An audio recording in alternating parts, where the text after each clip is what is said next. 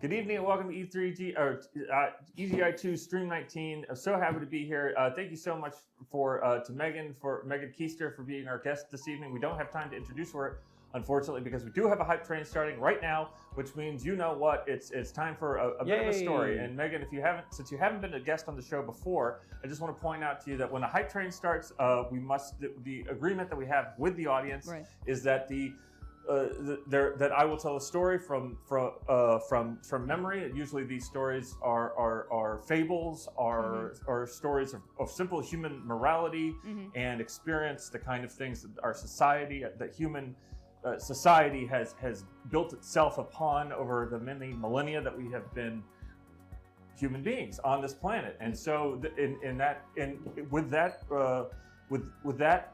said, tonight's story is as follows, which is a story about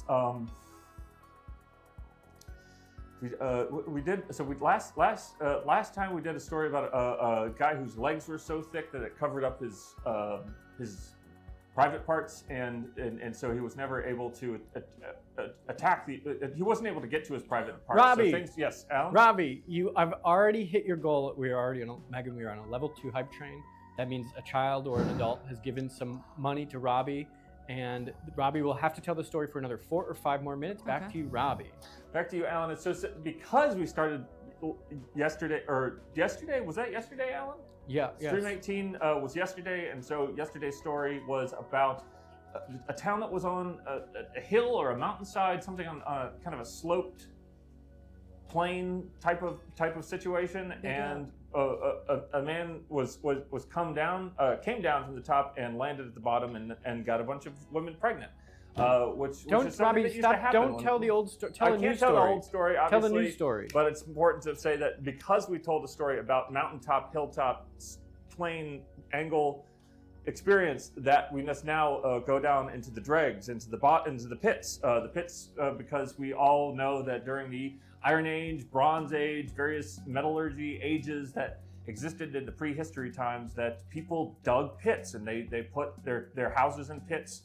And they protected their houses inside the pits with spikes. So occasionally, every once in a while, some sort of a trader, some sort of a caravan would come crossing through the tundra or the overgrowth, and they would step on these spikes, and a horse would die, or sometimes a child, unfortunately, which is a terrible thing to happen when you're a wonderful 6 to 10-year-old is bouncing along the side its parents and lands on spikes, and the spikes are, of course, the top of someone's house, and inside the house are people that dug a pit, put a kind of a screen with a net with grass and leaves on it, so you can't see the house.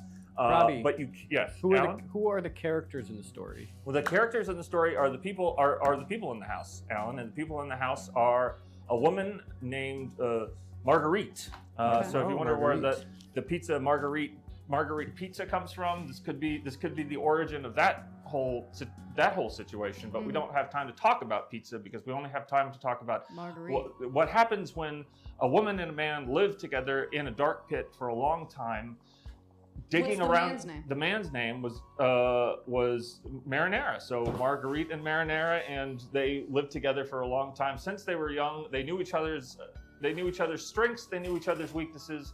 They could press on each other's bodies in different ways to activate various pleasure points. And this is the kind of thing that people, nowadays everybody's pleasure points are of course, Allan, as you know this, on your phone or on the computer. You press little buttons and various bits of pleasure fly out at you, and you get these small moments, these little tastes of pleasure, not the real kind of a pleasure, not the kind of people back in the prehistory times, Megan, I think you will understand and agree with this. We have 1 minute and 50 seconds left. The story is now getting quite sexual, which is usually when people like to donate. A lot of people like to give generously as the story becomes more sexual. So give generously. Let's hear the rest of this story. It's getting really hot.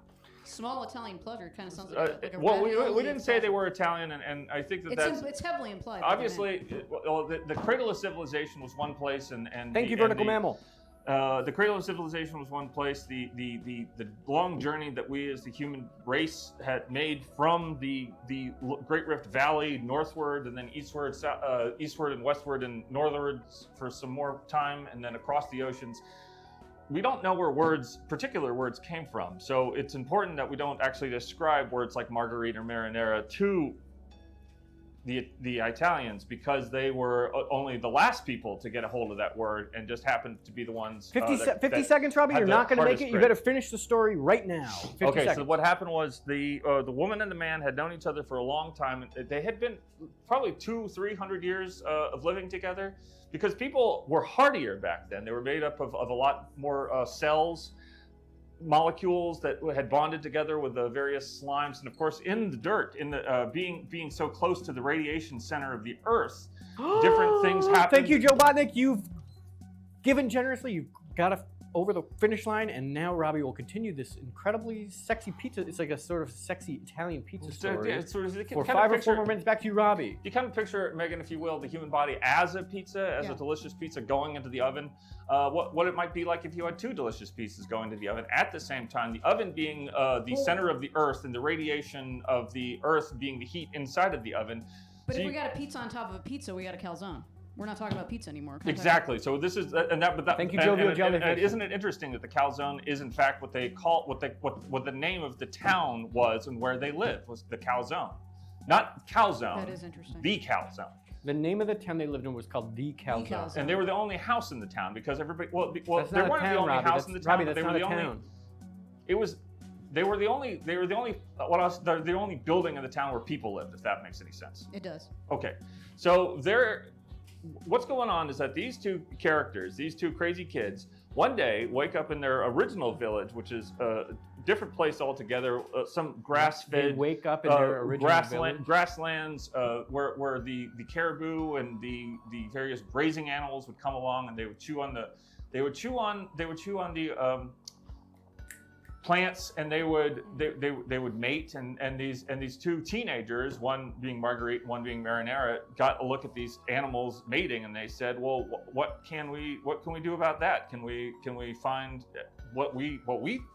can we find they seem to be enjoying themselves. Let's find ways to enjoy ourselves, but let's communicate, and let's make sure that we're in constant communication about what we need, what clicks on the switch, what turns out the lights, and when the wind shakes the barley, if you know what I mean, Allan.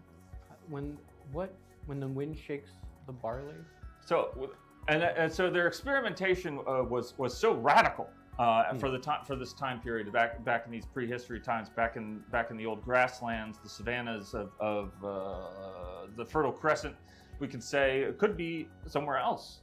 But the fact was that they not only loved each other, did they love each other, they respected each other. They respected the hell out of each other. They were constantly finding new ways to respect each other and to give each other great gouts of pleasure. Gouts. Yes. So if you stab a body and an artery and the blood rushes out and flies into the air. Imagine that you're doing that with a partner who you love. Robbie, you've hit the next level of hype. We are on officially on some sort of hype level 4. I don't know exactly what that means, but I think it's something to do with Jeff Bezos, and it's good for him. It's good for him. It's good for us, and it's also important because as we tell this story, that we can use these facts, these early human experiences to inform our own lives and our own relationships, and make sure that if we're with somebody and we love them very dearly, that we communicate with what caution, with what knife. Communication is the knife, Allan. I know. So when the knife goes in and the pleasure spills out, then that's the formula for a long-term relationship. I understand. So what now, happens? When we say knife, are we literal? The knife is the communication. So if you can imagine like when you plug a EGI E3 what is it called? Ethernet cord into a wall. That begins the stream of communication. But they didn't have those. They didn't have modems or wires back then, so they had to use knives. Okay. So you do mean literal knives. So it doesn't. There's no. I think you're kind of belaboring the point, because the point is that these two crazy kids from an early age and a much younger age than I think people these days make these kind of mature choices for each other. They decided to live a life of radical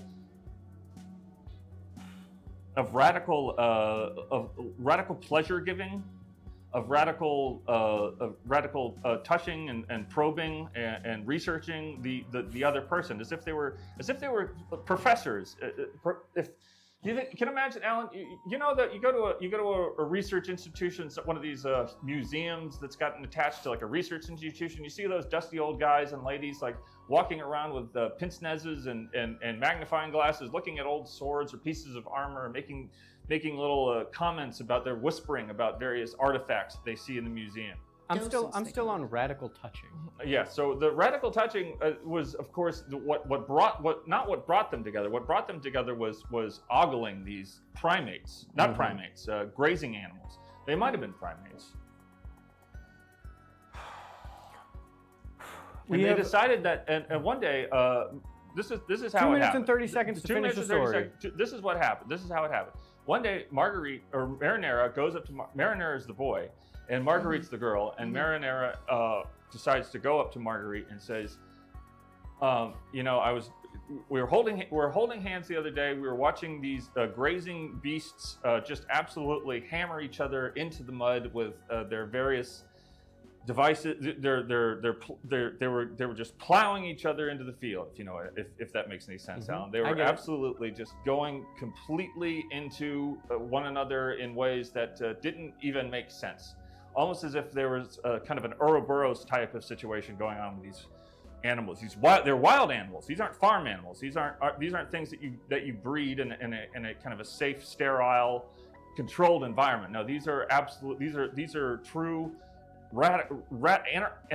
almost anarchist animals, if that makes any sense. And they don't stop.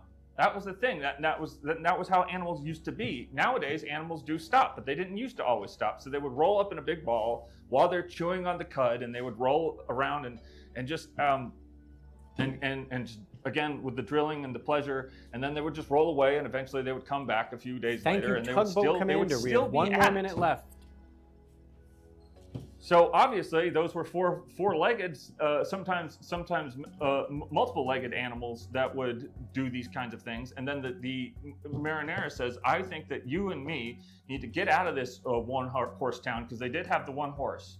We got to get out of this one-horse town. We got to develop our own society that's just one person and one other person, just figuring out how deep this mine shaft goes. And what better way to find out how deep the mine shaft goes than by developing our own mine shafts. Thank you, Low Vibe 75, for giving a bunch of tier 1 subs. I don't know what that means, but it did help the story continue. So the story will continue. I think it's a pizza. It's a calzone. It's not a pizza. It's a calzone story. Back to you, Robbie. 4 or 5 more minutes. It's a pizza story in that the way that you make a pizza is what's the secret ingredient for any pizza? Marinara. Sauce. Love. Well, the water, isn't it the water? It's love and respect. Is Wait, the secret. I thought the water makes the good dough. No, the water makes. Well, the water does lots of things, but what makes the dough is the milk. Milk in the dough. Milk in the dough. Put some milk in the dough. Put some dough. No, milk. Is that why people say put some milk in the dough? That's why milk people, and cheese. Milk makes be cheese. why. Cheese is milk. Dough is bread. The secret ingredient to pizza is love, respect, and communication. And bread. And Well, bread. that was a plurality Just regular bread. ingredient. Let's move past it. It's just regular dry old bread. 4 more minutes. And there was inside, but so the Marinara and Margarita decided to go and dig this big hole in the ground where they said that because they took things literally back then, Allan. They didn't have all of these layers, all of these subtexts. People didn't think so complicated. They weren't thinking complicated thoughts.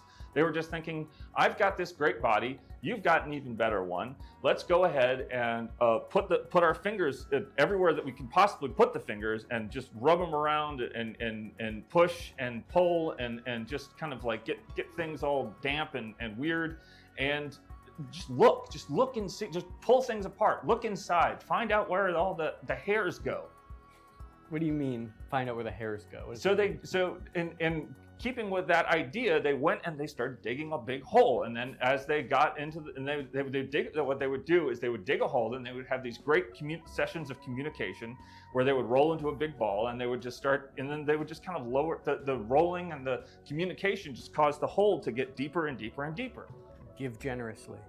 So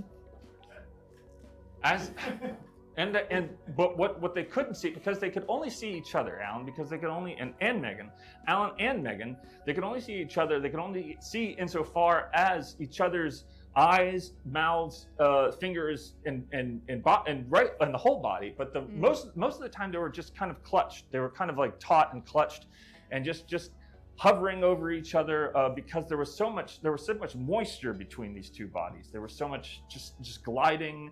There was almost, you know how with like magnets, when you put the magnets a different way, it kind of like hovers in a weird way? Or like a Pokemon. Or like a Pokemon, when you put a Pokemon on a magnet and it just kind of hovers in a weird way. Mm-hmm. So if you imagine just the amount of grease a human body can secrete over the course of several months of communication, that they were barely even able to see each other's bodies anymore. But they still looked into each other's eyes, they still spoke to each other, they still heard each other, and they still reached for each other and communicated down. They communicated gratefully and graciously and generously and gently when it needed to be, and not so gently and occasionally quite violently when it needed to be. Because we all contain multitudes, Megan and Alan. I think that we can all agree that as human beings, one of the things that we do, one of the things that has stayed consistent with us for the entirety of the human race is that we don't have just the one personality. Each of us has 2 or 3 separate personalities that we, one is for mom and dad, one is for work, and one is for our lovers. I just have the one.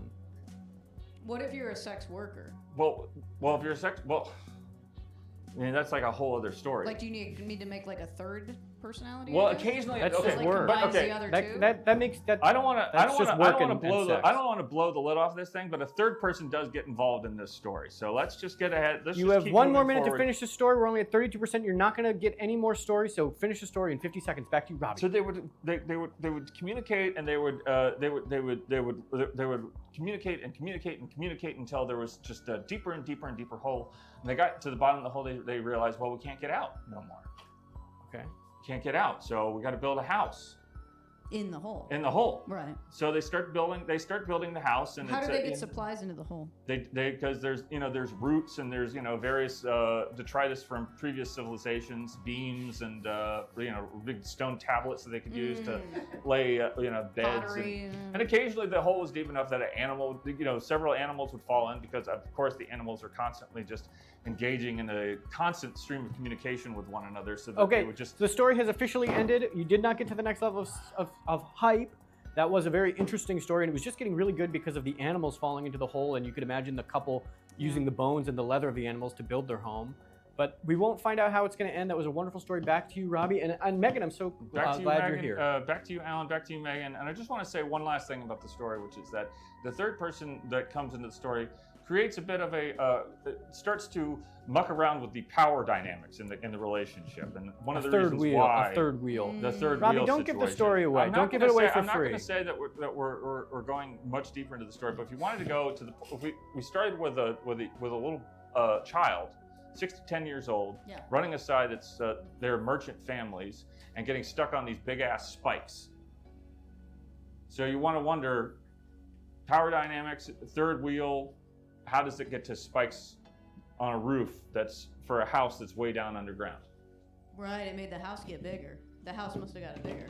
Okay, so that's that was the hype train story. I hope I answered a lot of questions about and pointed out a lot of important things about relationships and about human communication. If there's something that you're into, make sure to tell your partner or partners or even just a random person on the bus, and maybe you get lucky, and if you don't get lucky, then walk away. And you get a free sub with an Amazon Prime. You get a free sub with Amazon Prime, so we could get that hype train going again. We could hear the rest of that crazy story. Back to you, Robbie. Back to you, Alan. And I want to extend a big EGI 2 warning. I mean, welcome to our first guest on the road to E3GI 2. The actual thing that we brought you in here tonight, Megan, because one because you're such an incredibly talented and intelligent and dynamic person who's constantly charging around this wild city of ours, doing amazing things, seeing amazing sights, reporting on the deep undercurrents of the society that we live in here today, yesterday, and tomorrow. But also, You flatter me, Robbie. I'm trying to. But also, you are somebody who is, I would say, is a harbinger of sorts, as someone What do I bring with a cultural harbinger, and I wondered if you would just elaborate on that. Harbinger, I don't think there's not really any positive connotations with that word necessarily. Oh, Harbinger, I would say you only really hear of a harbinger of death, harbinger of doom. I don't know. I don't necessarily. So No, you see, when I show up, fucked up shit happens, is what you're saying? No, I'm saying. Well, no, I'm saying important things happen shortly after you show up. So like a harbinger could of be important things. like the invasion of Sicily could be the harbinger of the invasion of Normandy. Doesn't sound bad. Both of them were. I think were a net. I would say were a net positive. Normandy. Normandy, the invasion of Normandy. It was a net positive. A net positive. Okay. You got maybe 10,000 casualties on our killed on our side. And Casualties are probably closer to 30, 40,000.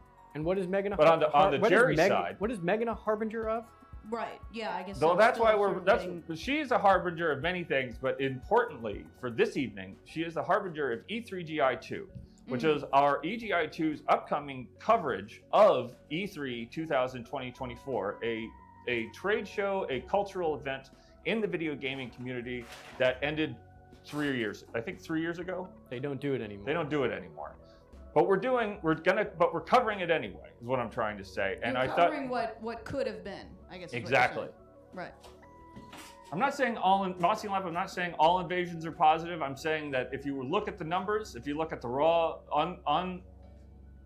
untrammeled, objective numbers. An invasion people like when they get all the fellas dress up like Santa Clauses and they show up at a bar or something. People like that. They call that flash mobs. Flash mobs. People like those. People like flash mobs. They put it on their phone. And they say world star. Gentrification. People love that. That's an invasion. Well, let's not just dissect every single invasion that's happened throughout the last 80 years. Why not? I'm just saying the invasion of Sicily and the invasion of Normandy, probably a good thing they happened as opposed to not happening at all. I do agree with that. Back to you. And Peleliu and many other Pacific islands. So let's not leave those out. So in keeping with the spirit of E3, E3 is always a moment for an entire community to come together and talk about their experience and what they're looking forward to in the coming months and the coming years.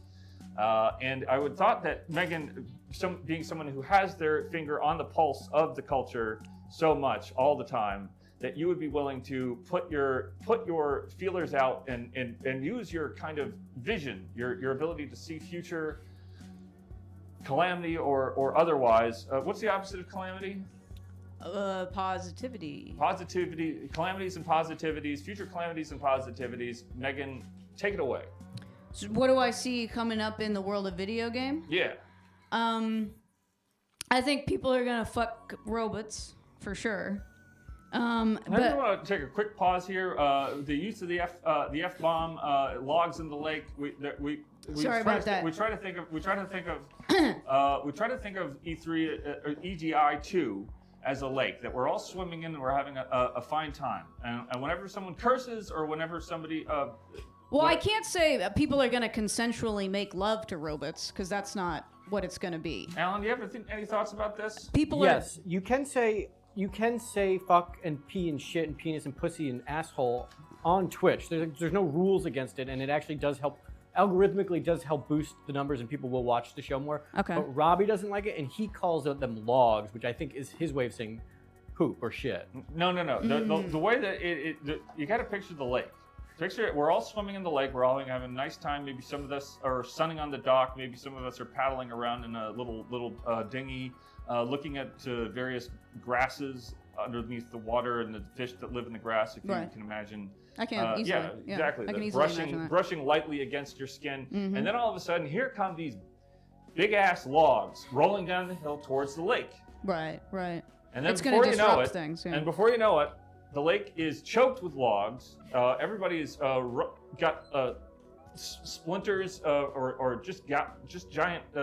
People have just been bitten by these big ass logs as they come rolling down, tearing off skin, breaking bones, and you just want to keep those logs up where they should be, in the tree area. Mm-hmm. There's lake is water area, and logs belong in tree area. Where I thought the lake firm. was the potty and the logs were the feces. And the choking was like gooning and gagging. And what's gooning again? I don't think I know what gooning is. Well, Robbie, gooning what Is like gooning like edging? Gooning is like when you have I think it's like edging. you send sound It's waves edging? to the water looking for submarines. No, I think gooning is when you look at incredibly explicit pornography and yeah, it's edging. Okay. No, Bookhouse BW says it's the opposite of edging, so it just means coming quick. What? I think. Can we say coming? You can say. Let's just focus on E3 2024. All right, this is getting a little bit. We're getting a little. I'm seeing some logs rolling down the hill right now, and I'm gonna throw my body in front of the logs and let them roll. Hopefully, I can stop them, and keep them from going into the lake, because we're all swimming. We're all having a nice time. Well, you want another prediction from me? Yes. So E3 2024 prediction. Breaking news from Megan Kester, with her finger on the pulse of the E3 2024 breaking news. I think that video games are going to get so violent, people are going to die. I like that. Allan? I agree. I think that would be kind of an interesting thing if the violence in video games was so realistic, it That made it you spilled kill. over Yes. into the real world. I like that. Or sort of like maybe merged the cyber world and the organic world in a way in which there were real life consequences to the violent acts in video games. I mean, I think that there's just going to be, they're going to announce Metroid Prime 4 for the second Switch. I'm just confused. Is E3? I thought the E3 is happening. I thought they canceled it. I thought he said that wasn't happening. We're covering it. Whether or not I don't trust. There's one thing I don't trust in this world. There's two things I don't trust in this world. One is unnecessary sex and violence, and two is the mainstream game news media. I don't trust them. You're talking about So IGN? I'm plowing ahead as if E3 2024 is happening around the normal time it usually would happen on any other given year. So And don't tell me just because it hasn't happened in previous years, it's not going to happen. You're saying the media is lying about whether or not the event is going to take place? I'm saying if Jake Tapper came on television tonight and said Jesus Christ isn't coming back tomorrow, you know what I would think to myself? I would think, first of all, why are you bringing it up? It's weird that you brought it up. And second of all, just because you say it on television doesn't mean it won't be happening. And the fact that we're talking about it all puts it back into the zeitgeist. It makes sense. Which one's on Jake Tapper on? He on CNN? I think he's on G4. I think he's on one of those ones with a liberal bias, so it would make sense that he would say that Jesus isn't real. I don't watch news like that. I mean, the point of the matter is that I'm going to be acting as if E3 2024 is happening, and everybody that is watching the show tonight will also be joining. If you believe in it, and if we all believe in it together, then maybe it becomes a reality, and then we get the scoop. Well, couldn't you guys just get a ballroom in a Hampton Inn or something and throw your own? Robbie and I will go down to the Crypto.com arena when E3 should happen and see if it's there. I saw a billboard today that said that North America's biggest anime convention takes place in Los Angeles, California. Maybe you could just go to that and then turn it into a video game. That's a good idea because I think there's crossover. Well, you can imagine Because there's already going to be so many people there.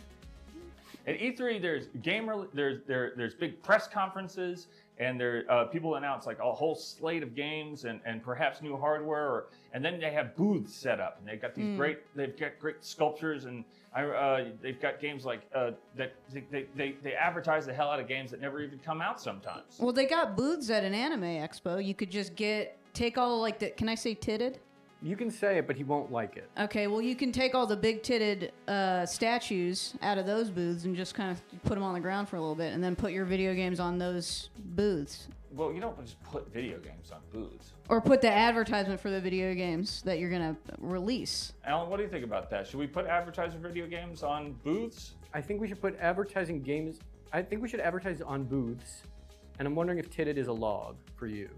Does that track as a log? Well, I honestly, I'll know it when I see it. That's what the old congressional testimony. Or the definition of pornography. The definition of pornography. Titted. I feel like titted sounds like something that you might do with like a small hammer. So I'm gonna let it pass. Okay, great. So you can, Megan. You can say titted. Okay, titted. Megan, you're such an incredibly talented individual. You're such a great writer. You're such a great performer, comedian, and actor. And I wondered if you would be willing to, eulogize something that you've lost recently. Eulogize something that I've lost recently. Yes. I wanted, you mentioned me being an actor. I am in the Screen Actors Guild. SAG. SAG-AFTRA actually. Yes. And they forced me to join. I was in a pilot that didn't get picked up, and then they extorted me for $4,000. Do you get health insurance? No, I don't. No, I don't work enough to get health insurance. But sometimes I do background. I did background on the Quantum Leap reboot. Hey James, can we cut to a footage of Megan in the background of Quantum Leap? No. Okay. Okay, great. But anyway, being in the Screen Actors Guild, you get invited to special events, and I was invited to a special event for the NBC Peacock show Lost. I don't know if you remember the bus stop ads for that. The tagline was every missing person. Oh no, sorry, the show's called Found. Lost was a different show. Lost was a different show. Lost was a different show. This one's called Found. And the tagline was every missing person deserves to be ... Lost. Found actually. And I got an email. I did see that. I got an email this morning that they were doing a special event where they were screening an episode of NBC Peacock's Found, and there would be free breakfast afterward. And I was like, nothing tastes better than a free breakfast. But I went to click on it and get my ticket, and there were no more tickets. So I guess I'm kind of mourning that. Jeez. Touching and profound, as always. Alan, you've got something here? This is Found. Wow, they found it. Exactly. Mark Paul Gossier's on it, too. I remember Lost. With Mark Paul Gossier, the Hulk, the Incredible Hulk. You're thinking of Lou Ferrigno. A lot of people confuse those two a lot, though. Check. Terrible. Terrible times, terrible place to live, terrible experience. There's going to be a Q&A after the screening of one episode of NBC Peacock's Found, Robbie? and it's going to be moderated by PBS NewsHour's Michelle Sindor. Leslie Jones. Right. Yeah. But I'm going to miss it, so. Okay. Well, Alan, what do you think? What do you think of Megan's eulogy? Did it touch your heart? Has it given you pause? Are you going to leave here tonight thinking about other things that you may not quite appreciate enough until they are gone? This is EGI_2 is a video game show. We normally talk about video games, not TV shows. So maybe you could tell a story about a video game. I don't know if you play video games. Well, don't they make TV shows out of video games now? They make video games into TV shows now, do they not? They do. They made Lost Highway. Didn't they make a Sam and Max TV show? They made. Didn't they make a King's Quest TV show? Didn't they make a Leisure Suit Larry in the Land of the Lounge Lizards TV show a while back? You remember that? Yeah, who played Leisure Suit Larry? I think that was Kevin Spacey. And it was And even he's got- after and- all and the he's stuff got- came and out, Kevin Spacey's too. got a new show. Have I told my Kevin Spacey story on, on EGI 2 yet? Robbie's going to spill some tea on Kevin Spacey. I haven't heard much about this. Go on. Is this a true story? This is a 100% true story. I was in London. I was walking around Hyde Park. And it was the day after Kevin Spacey had been acquitted in the English courts.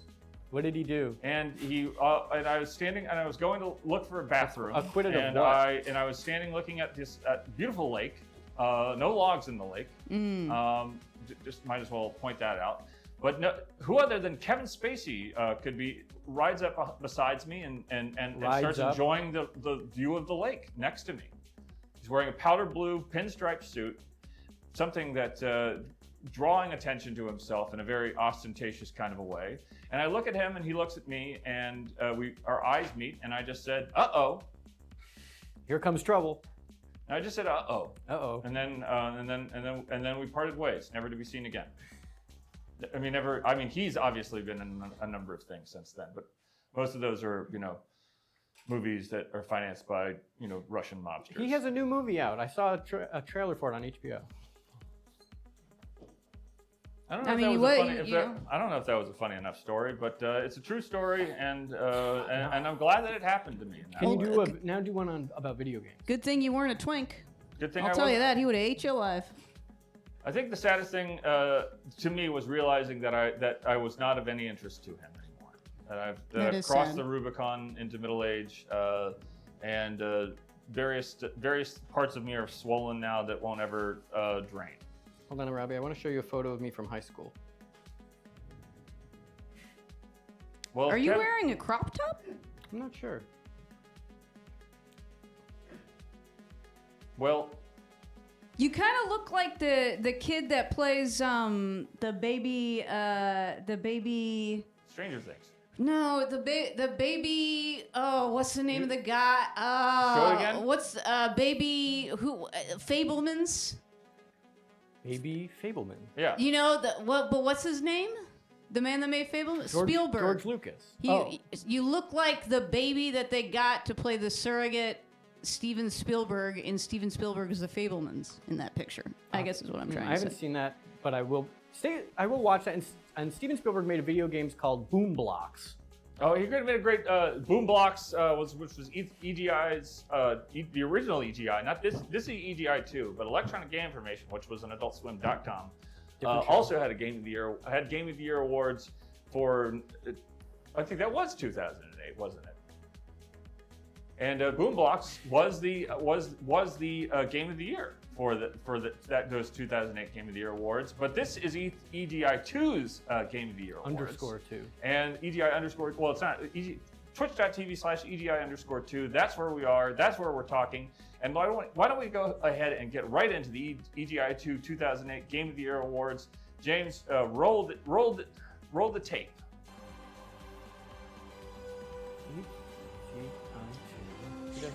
Didn't we already do this?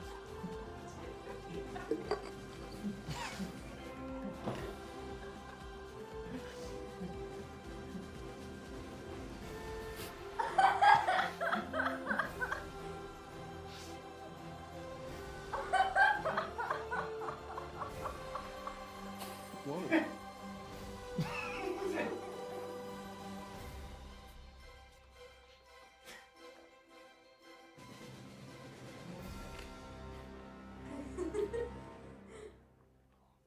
Of course, we've done, Megan, we've done EGI. EGI 2 has done EGI 2 2004, 2005, 2006, back to 2004, then 2005 again, then 2006 again, and now we are finally, I think we did 2007, but we're not, rather than going back to 2006, which is what we would normally do, we've gone straight to 2008. Alan, are you excited about the EGI 2's 2000 Game of the Year awards? Are there games that you're looking for? Are there games that you're seeing people are talking about out there on the street, on the beat? Alan, EGI 2 special correspondent Allan Resnick on the beat with his finger on the pulse of the 2008 Game of the Year awards. Yes. Freelance_communist says Megan Kester is a duggo. And that's what's up. You heard it first. You were the first goat. So 2008, of course, a big year for gaming, but They all also are. in many They all ways are. a bit of a lull in gaming because we were all so much more concerned with the election.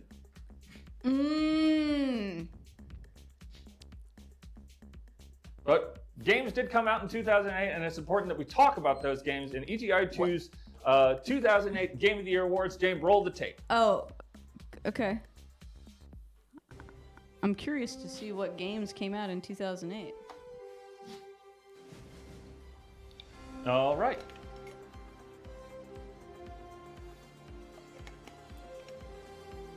Do we have we got the slides queued up for the EGI 2 2008 Game of the Year Awards there, James? Did Papa Ra the rapper come out in 2008? Mossy Lump says she is, and then an emoji of a goat. It's a terrible. You can imagine all the uses a goat could be. You can make milk. You can make food. Milk, propulsion, manures for Coat. for what's that? Goat coat? Well, you wouldn't want to waste a good goat on a coat. The skin, though. She's talking about the Yeah, skin. Well, you yeah, wouldn't want yeah. to take Coat. the skin off until it's fully expired. Well, yeah, but when it's expired, then you cut it up. You eat the meat. You can make a bang on coat. your drum Now- all day with the bones or whatever. You can Allan, eat the bones. Shit. Yeah, Have can you eat the ever bones. eaten a goat, Alan? One time I did eat a goat, a whole goat. Megan, do you eat goat? Yeah, I eat goat. I don't. I can't say that I liked it. It was at a weird village festival up in the mountains of some obscure Greek village on an island I can't remember the name of, and they did a goat roast, and we ate part of the goat, and then I just had a sort of a weird blackout and woke up here. You drink a little ouzo?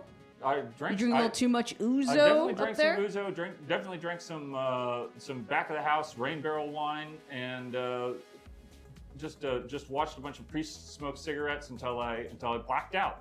Goat cheese also. James, is the EGI 2 2008 Game of the Year Awards starts now.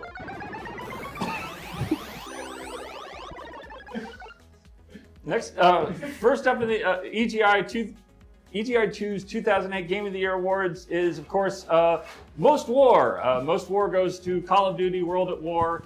Congratulations to Call of Duty World at War for all the war that it brought us to our screens, to our homes, to our hands, and to our eyes, and also just a wonderful reflection of the breadth of that conflict. Megan. Congratulations to all the young men who learned war playing Call of Duty War. Well, young men And then went overseas young men to defend and our women, freedom. because you do spend a good time running. I'm running only around. no. I know. I understand they let women in the service, but I am only congratulating the men. I just want that to be well, clear. I just shout out. Well, I'll shout out to the. Why don't you shout out to the American men that went to war, and I'll shout out to the Russian women who also went to war in greater numbers than the American, in greater numbers than I think any other of the groups, the teams. Well, it seems like the kind of country where they'd have a draft or some shit, does it not? Well, they mobilized the whole of the society. They just sent waves and waves of human beings at the Germans until they eventually broke the spine of the Nazi army. At the Battle of Kursk. Is there a video game about that? Yes, it's called Call of Duty World at War. It's there's just incredible amount of war. Oh, that's why the world's at war. Okay, I didn't know that. Call of Duty World at War takes you to the battlefields of World War II with vivid depictions of some of the most iconic and troubling battlefields of that conflict. And it wins EGI 2's 2008 Game of the Year Award for Most War. There was just an incredible amount of war, Alan. Congratulations to the winners. Congratulations to the winners and to the losers. You'll get another shot.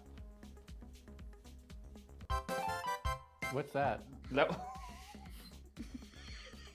Next up is the award for Most Ops, which of course goes to Conflict, Denied Ops. The Conflict series has been with us for many years. It started on the original Xbox and with Conflict Vietnam Purple Haze, but it came out again in the form of Conflict Denied Ops. And in fact, when you break down the sheer numbers, Alan and Megan, you just see the sheer amount of ops that you take part in Conflict Denied Ops.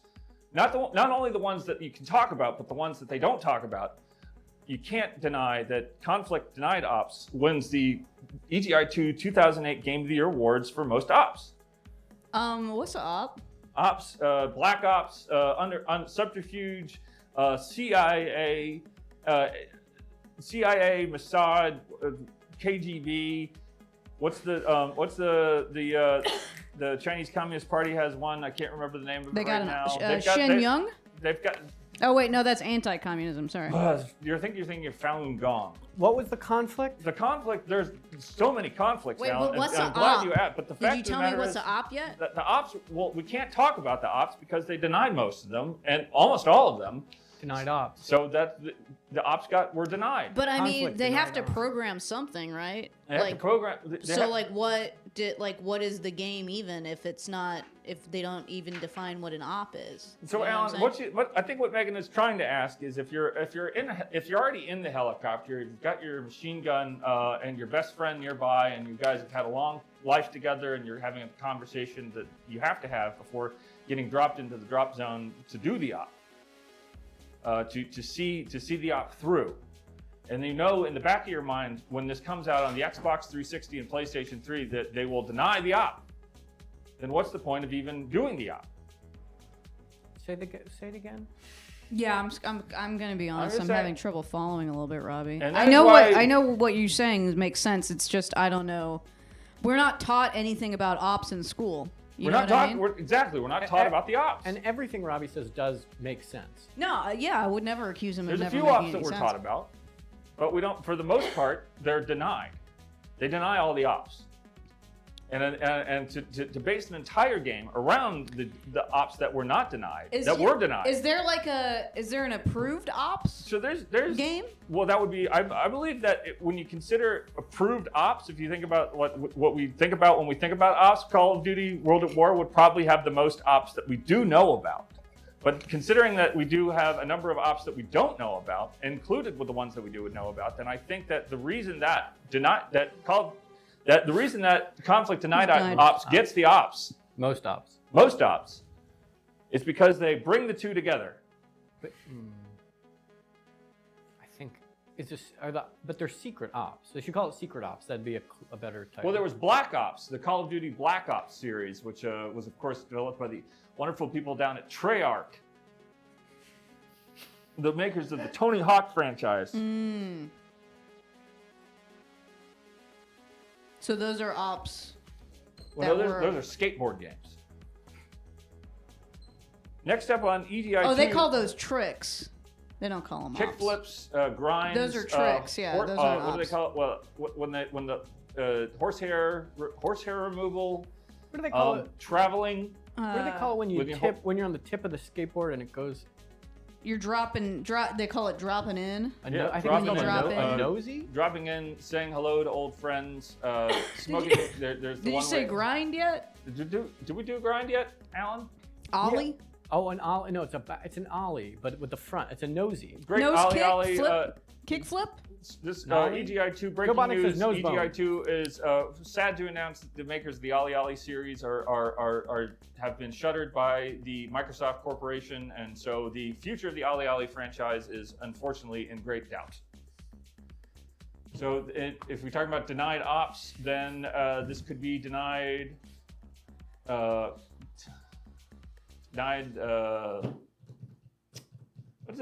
do people say to each other from the sideline? You grew up in California. Sure. What do people say to each other from the sidelines when great tricks are being done? You're not gonna like it. You're not gonna like it, but you know what Alright. they do? Okay. They say fucking A. Fucking A. I thought we couldn't say that. I think that if skaters say it, it's okay. Oh, I'm gonna get a skateboard. Okay. Next up on EGI2 2008 Game of the Year Awards. It's the award for the runner-up. I'm sorry for the ops. So unfortunately, the pacing of this has gotten a little screwy. But the fact of the matter is that there were a lot of ops in the former Halo killer from the Free Radical developers, the people behind the Time Splitters series, as well as Second Sight on the PlayStation 2 and the original Xbox. I think Allan has a question. I'll tell you. We got to But get through it. do you announce the winner and then the runner-up? Yes. Okay.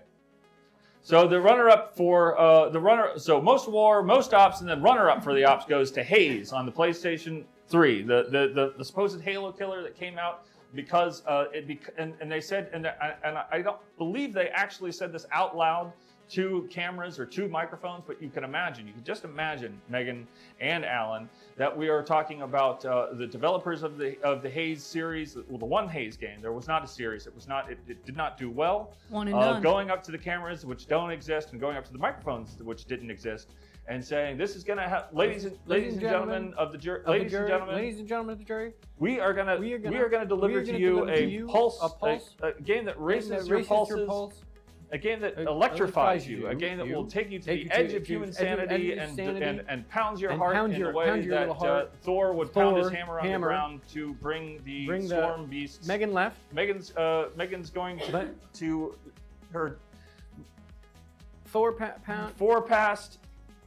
So you can imagine that they're going to say this is the most amount of ops we've ever had. This is the most amount of ops we've ever had. The most multiplayer maps ever in a game. We can't confirm or deny the ops, but there will be ops in Haze on the PlayStation 3. And this is going to be a Halo killer. And if you're going to come for the king, you better bring a gun. I think that's it. Megan, do you have any more of those fun Hollywood stories? Oh, like T. Oh, T. People say Bradley Cooper's a homosexual. Next up on the EGI 2008 Game of the Year Awards, the award for most interesting bodies, and this was a tough one because they're in this period of time, I think Unreal Engine, the bridge between Unreal Engine 3 and Unreal Engine 4, there were a lot of different interesting bodies that were kind of hanging around with weird bulbous growths and large veins. You had, of course, the I'm looking at this body on the monitor. It is pretty weird. It's pretty weird. Bent over in an odd way, hanging from the ceiling. Some sort of village in Japan where the ghosts have become somewhat physicalized, and they are just hanging out from rafters and scooting through the farmland and just poking people and going, bleeding from the eyes and doing all sorts of interesting things with their body. And so the award for most interesting bodies does in fact go to Siren Blood Curse, because whenever you turn a corner in Siren Blood Curse, let it be known, ladies and gentlemen, everybody outside and in between, Silent Blood Curse has you covered when it comes to making those bodies interesting. Allan, you've got a hat on. I sometimes wear a hat. Did you get cold? Were you wearing a hat the whole time? I was wearing a hat half the time. The whole time? Half. I was actually quoting the wonderful movie Mrs. Doubtfire. Hello. No, she goes, Sally Field goes, the whole time? I don't remember that part. You know that's a musical now? Yes. And Back to the Future is a musical. Back to the Future is a musical? Well, it's also a point-and-click adventure game from Telltale Studios. Most interesting bodies, congratulations to Siren Blood Curse for keeping the bodies interesting and keeping them coming. Hopefully we get another look at some point, a sort of a remastered or rejigged version of the Siren games on PlayStation 5 hardware. Some sort of episodic thing would be fine. And I think I'd just love to see the series get a whole second chance at life. Allan, what do you think? I love all the games you talk about. Thank you. EGI 2008 Game of the Year Awards runner-up for most interesting body goes to Alone in the Dark Inferno. And of course, we talked about this is just a runner-up for the bodies because there were some pretty. I think that in general, when you go back to Alone in the Dark Inferno, and which was actually a PS3 re-release of the Alone in the Dark reboot on the Xbox 360 and PC, came out again on PlayStation 3 as Inferno with promises to fix some of the issues with the gameplay and some of the clumsiness and some of the jankiness of the engine. Unfortunately, was not able to. This was a very interesting time, Megan, where they kept re-releasing games like Alone in the Dark and Vampire Rain with new versions that promised to fix the problems, and they would re-release. I think they released Vampire Rain first on PlayStation 3, and then they put it, they released it again on PlayStation 3, or was it on 360, Allan? There's so many real world conflicts happening right now. You might even say the whole world is at war, but in fact it's not, because when you look at Call of Duty World at War, you just realize how much of the world was in fact at war. Just to jog people's memories, the Alone in the Dark 2008 game has a wonderful driving section in it. I'd like to take a look at and get, if I can, get Megan's expert opinion on, as someone who's seen a lot of movies and enjoyed the ride. Is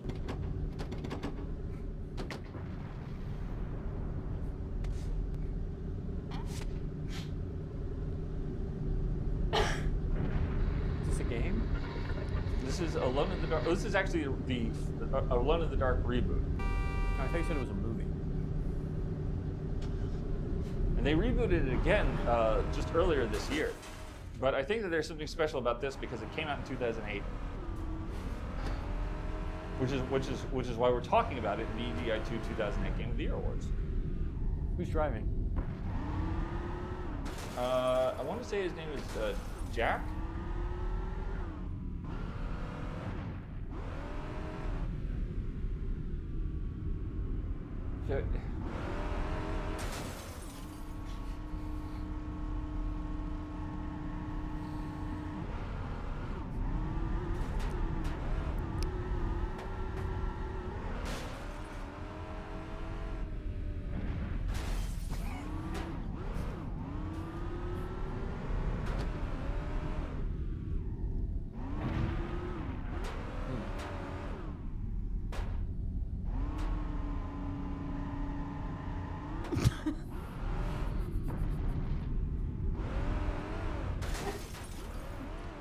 This guy's found himself in a big old mess.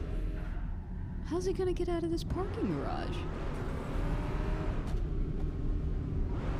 Well, I would say that he's not alone in the dark. I mean, it could like speak to like an emotional or a spiritual aloneness. You know, sometimes we feel most alone when we're with others. This looks like he's a. Is he gonna? Oh. There we go. All right, good. Okay. Wow. Oh.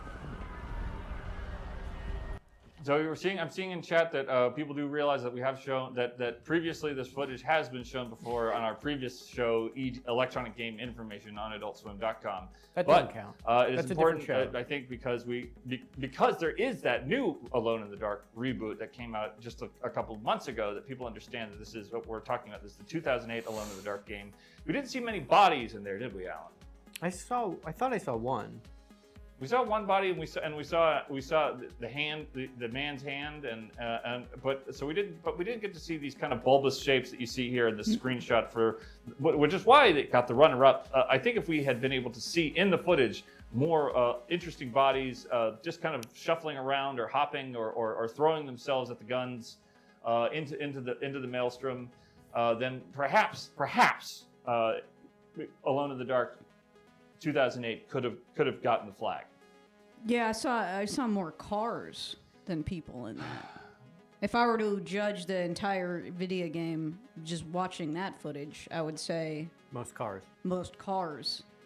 Next Because up, it's even more cars than like a video game that's Next only up. supposed to have cars in it. You know. all right, thank you, Megan, for expert opinion on Alone in the Dark. Obviously, it's old footage. We don't have any other footage of the interesting bodies, but we do have the award for interesting bodies. But it's important that we show that footage so we understand that everybody understands that there was the 2008 Alone in the Dark and the 2024 Alone in the Dark, and they're two different games. Next up is just it's maths, and there's so many games with 2s and 4s in it that I thought we would create an interesting kind of an award for maths. That maths being the plural, of course, in the English way, for how maybe different formulas for these games could work out. But who won? Well, they all won because 2 plus 2 equals 4 and 4 minus 2 equals 2. So in this telling of the formula, Fable 2 plus Gears of War 2 equals Grand Theft Auto 4. I get that. Metal Gear Solid 4 minus Far Cry 2 equals Resistance 2. That one varies probably the the most explanation, because obviously in Metal Gear Solid 4 you have some semblance of some open world gameplay on top of the political and the military storyline, the various metaphysical things that are happening.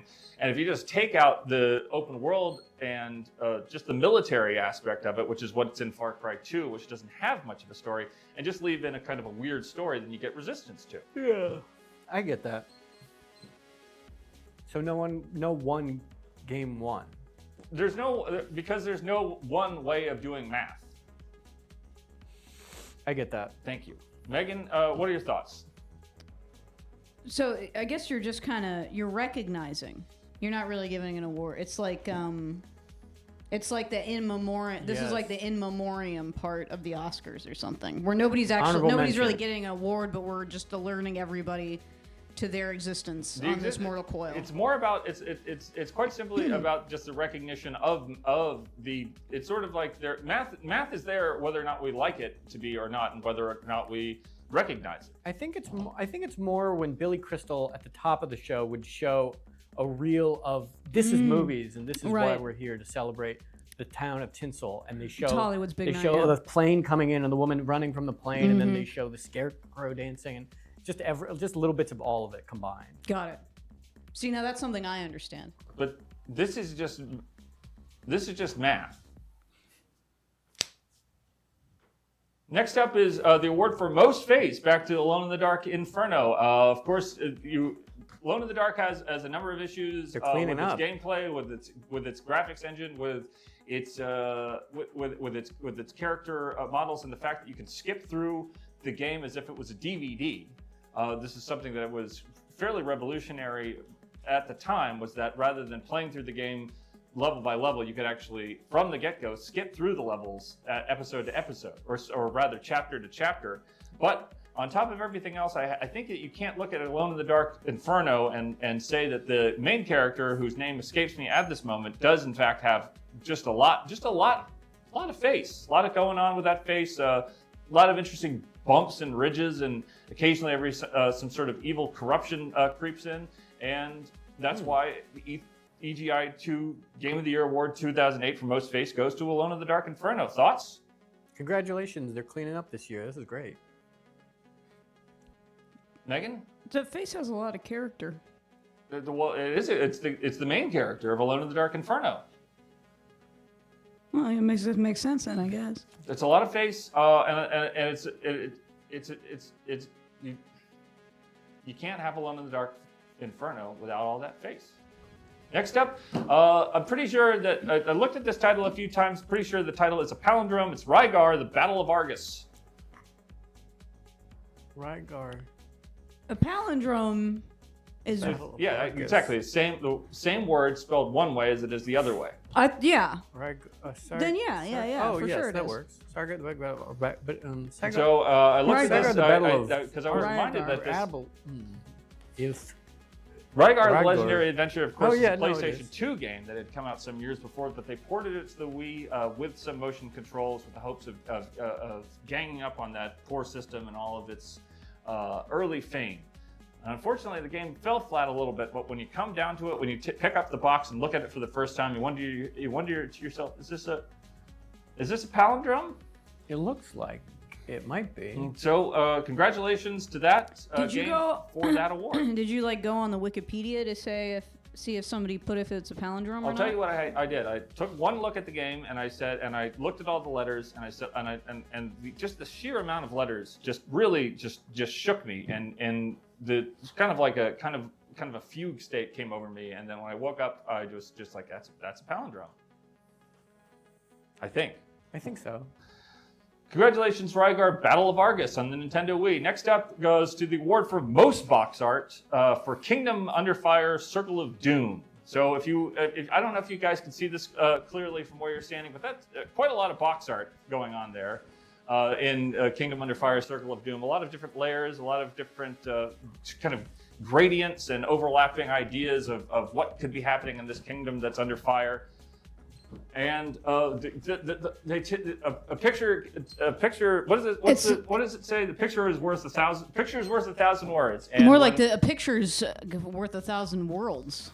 They're really world building with this one, huh? Well, the kingdom has been under fire for at least 3 chapters, and it's still under fire. In fact, it has found itself on the brink, in front of the circle, or in the circle of doom.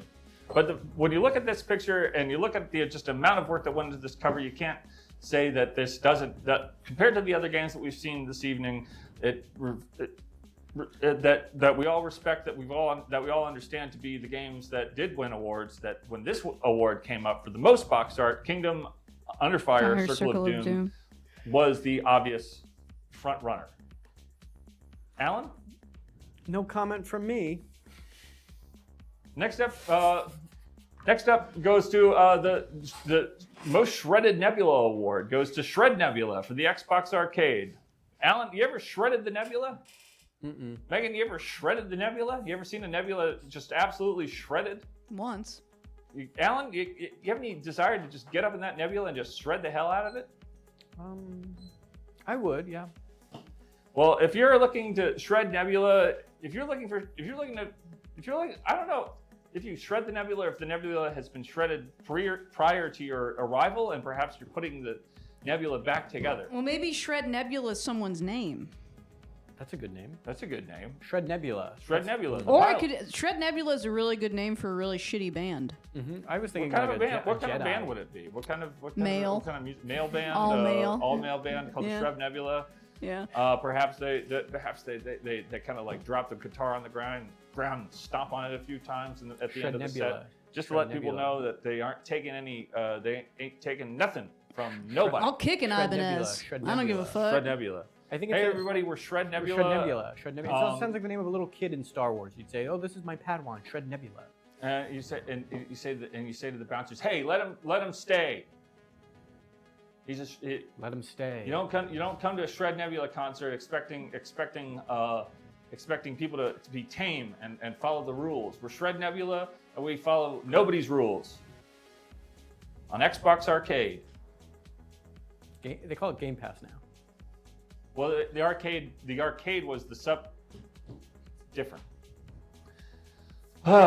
Least Shredded Nebula Award, of course, goes to Castlevania Judgment because it mostly takes place in just single rooms. It's a really long segment.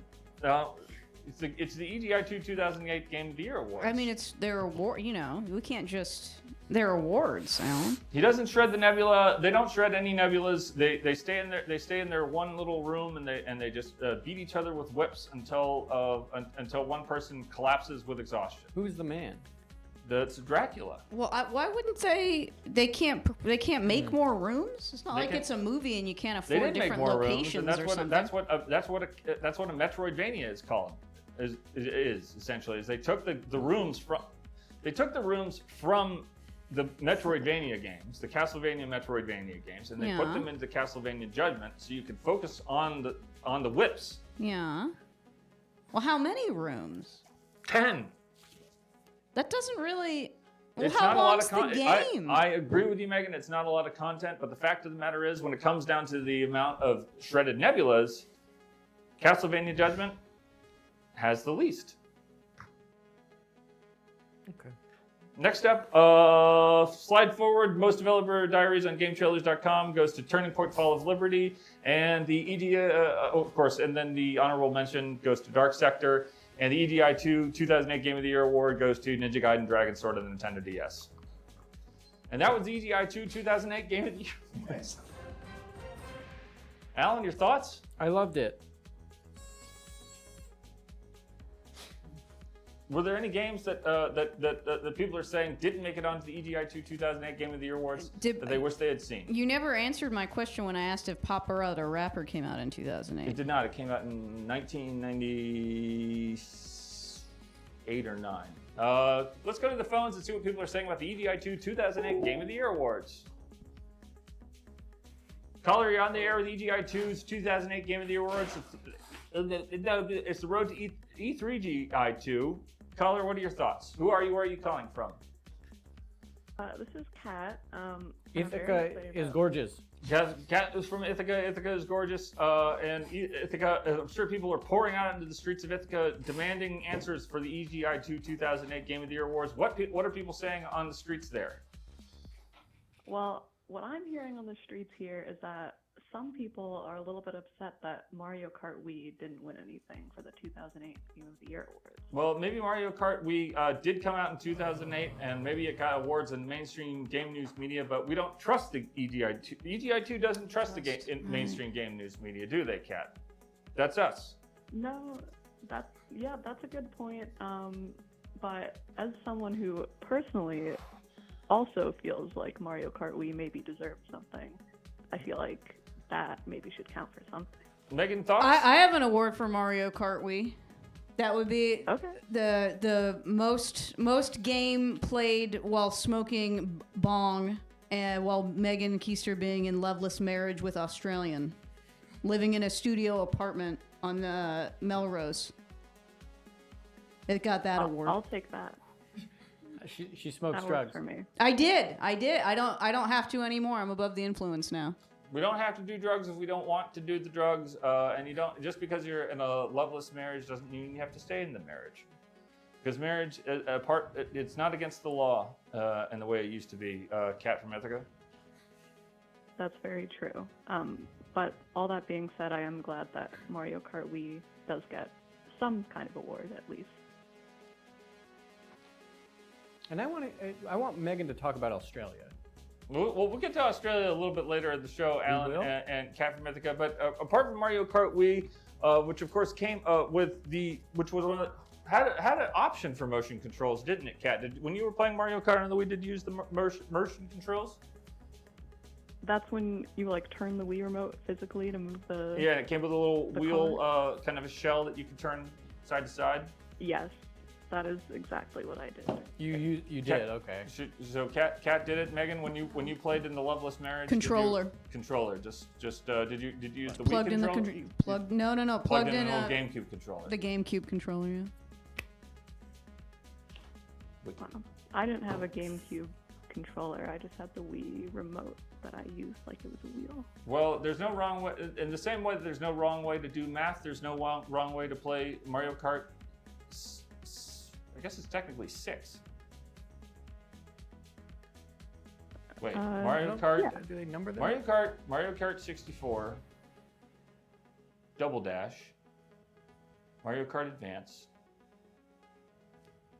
Mario Kart Wii. Mm-hmm. I said Double Dash. Mm-hmm. You did say Double Dash. And Mario Kart 6 on the 3DS. Okay, we got it, Kat. Thank you so much for your call. Let's go ahead and go to another caller. Kat from Ithaca, thank you so much for always supporting the EGI 2 Game of the Year Awards, whatever year we happen to be doing on any given week. Caller, you're on the air with EGI 2. Who are you? Where are you calling from? And what do you think of the 2008 Game of the Year Awards?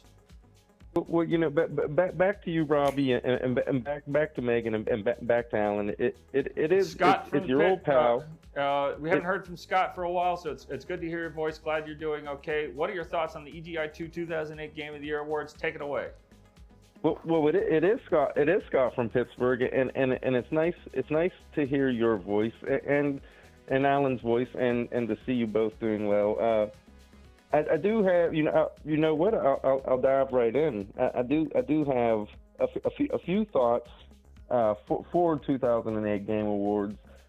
I was a little disappointed, as I thought we didn't see Mirror's Edge walk away with the most appearances of red fingerless gloves.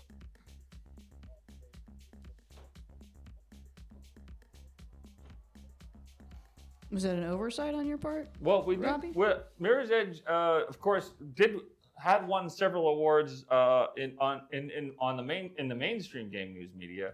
But Scott, you have to admit that because there are Sony outlets, and so many times those outlets are all doing their own Game of the Year awards thing, and when you come to EGI 2, you expect games that maybe fell through the cracks a little bit, or maybe games that didn't deserve awards to get awards. Well, you know, and back to you, Robbie, and back down. As you know, I'm not much of a gamer, so I guess Mirror's Edge was one of those games that maybe it slipped through the cracks for me. I wasn't aware of its gigantic success, and well, that's just I'll take full responsibility in that, and just accept blame, and sorry to disappoint Robbie. You haven't disappointed me, Scott, but I think it's important to point out that Mirror's Edge, despite it having a great deal of impact, I think, on the industry and receiving a lot of awards and receiving a lot of critical accolades, was in fact not a huge commercial success, Allan. And Mirror's Edge 2 was a big flop. Mirror's Edge Catalyst was an even bigger flop, Scott from Pittsburgh. So in fact, you could imagine that maybe in 2000, let's say 2000, if we were to go forward in time to the 2017 or 2016 or 17 Game of the Year awards, then perhaps Mirror's Edge Catalyst might find its way back. Well, I would like to say to you, Robbie, I have missed the Allan and yourself, and I wish that I could have been here every night to spend time with you both and talk with you both, and of course the chat. Are you talking about missed the game, or you missed episodes of the show? Well, Allan, I don't know if you've noticed, but I have not been around for a few episodes. I've been quite busy. I've been doing a few things, including painting for the Warhol Museum, which was kind of cool. But in the midst of my travels of doing things, I did have some breaking news. Call of Duty World at Warhol. World at Warhol. Rivian. Was it called Riven? No, Rivian is Rivian's a car. Rivian is an electric truck. And then there was Uru, Agents of Mist. But I do digress, Robbie. I do have breaking news Wait a minute, you. Scott. Wait a minute. It's cooking. I feel like it's going on right now. Scott of Pittsburgh. Call of Duty. Scott of Pittsburgh. World of Warhol. World of Warhol. World of Warhol. Breaking news. You're talking about Andy? Pretty sure that's Andy Warhol. That is the one we're talking about. I heard an interesting story about Andy Warhol. I'm listening. He would just collect all of the garbage on his desk and put them in a box. What do you do with the box? He'd catalog the box and put it in a big warehouse. What David Lynch did when he was making Dune. To be honest with you, Allan, that is several sections of the Warhol Museum is basically what you just described. You're the Andy Warhol expert. But I do have breaking news that is not Andy Warhol related. That I do believe you will find. I think this might tickle your fancy, Robbie. Is it Valerie Solanas related? Well, sadly, it is not. Okay. Wait, is she the one but it is. Is he the Society for Cutting Up Men Woman? Uh-huh. It is Fallout related, though, Robbie. Now that I thought that was something that you could sink your teeth into and enjoy. And the breaking news that I do have is that over the course of my painting and teaching and doing things, I met a man who worked. He taught at the Douglas Center for about 13 years. And for those who aren't familiar with the Douglas Center, because I'm sure it's probably not a big thing, it's a school in a small Pennsylvania town that George A. Romero and Tom Savini have big hands in, and it's about film. It's about special effects, things of that nature. So I met this man, Sean Renzino, who worked at this place for a while, and while he was there, made 2 short Fallout fan fiction films that I've watched, and I think that you would enjoy because I don't know much about Fallout, Robbie, and I could tell that there were just tons of hidden references in these, and I think that you would like them. So I'd like to tell you about them. They are on YouTube to watch, and I believe Fallout Desolation Angels and Fallout Angels and Demons. But he did create some really cool special effects for these things, and I got a chance to check out one of the masks that he made, and he actually poured it in metal while he was there. You talking about Dylan Thomas, the poet? Not a poet. His name was Sean Renzio. The guy who wrote the guy that wrote that Christmas poem that J.R.R. Tolkien was obsessed with.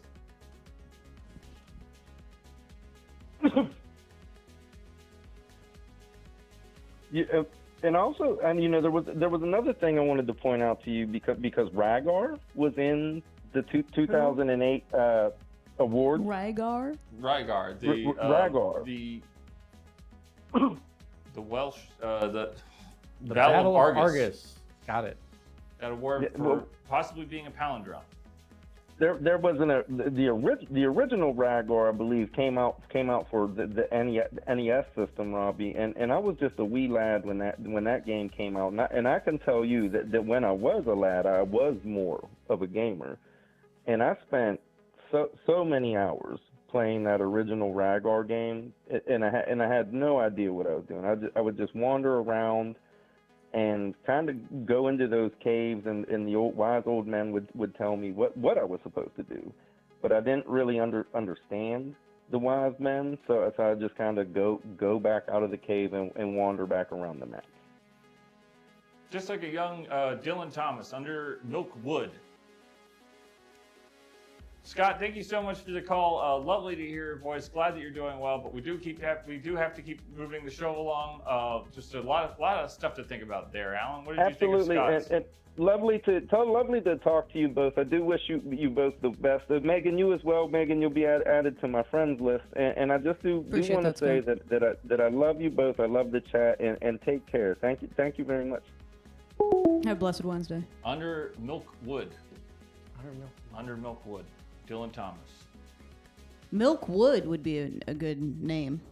That could be for like a human. That could be a cool. That's like the. That's what when the band Shred Nebula broke up. They reformed in later years. Three of the guys did Milkwood. Or maybe that's the and then the other one was just an alcoholic. Where they broke up, where the fight broke out.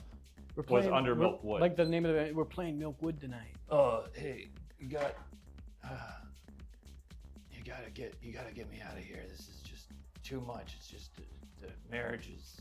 What are you doing? I'm trapped in a loveless marriage. That's what they say. That's what they say when they're in Shred Nebula? I'm so confused. I was kind of imagining, singles. Singles? To be honest.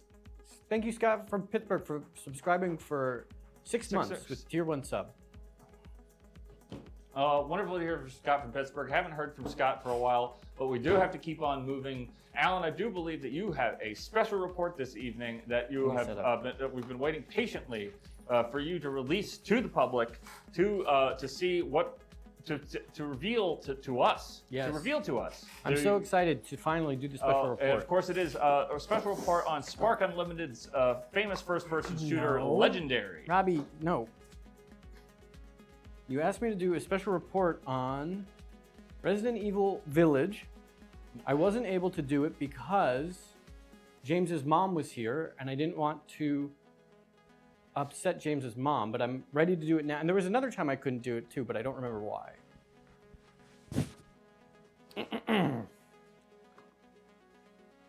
EGI exclusive, I'm special correspondent Allan Resnick. I'm going to be doing my special report on Resident Evil 8 Village. The Village.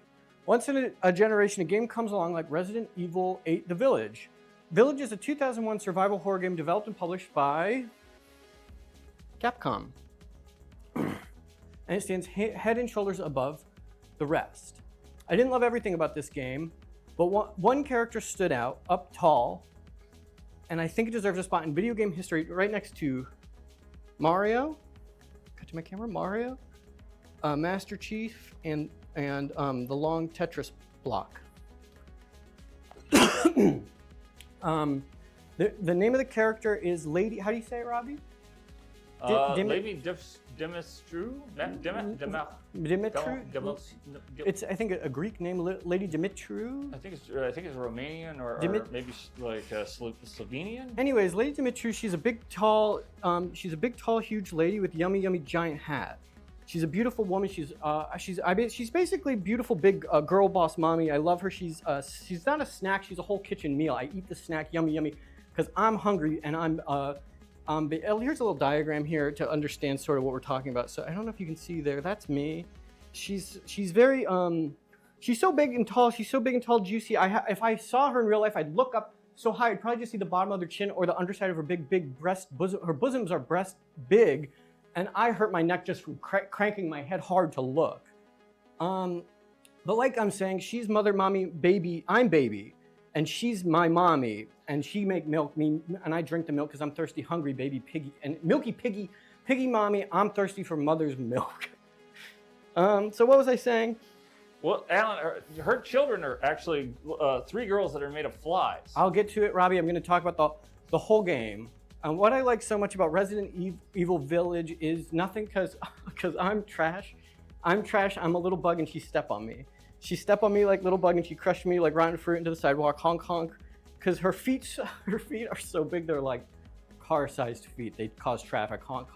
And the cars pile up because she's stopping traffic. So when we're talking about gameplay,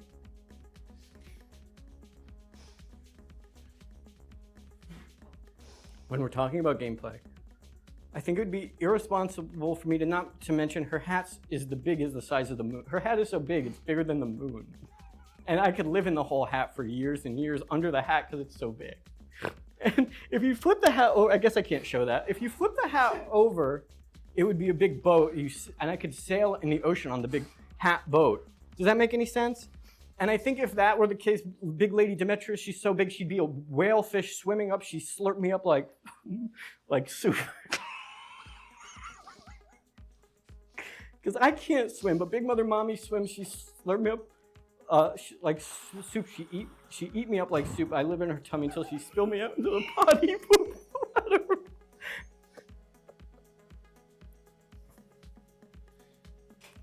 Her big butt into the potty where I get flushed. So that's all to say, I would give Resident Evil Village an 8.5 out of 10. Back to you, Robbie.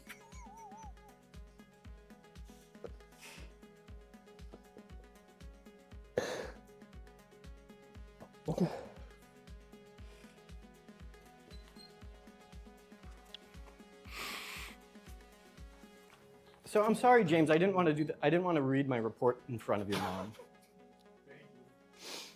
Thank you for that special report, Allan. Back to you, Allan. And let's open up the phone calls, see what people are saying about Resident Evil 8, The Village. Allan's special report live here on EGI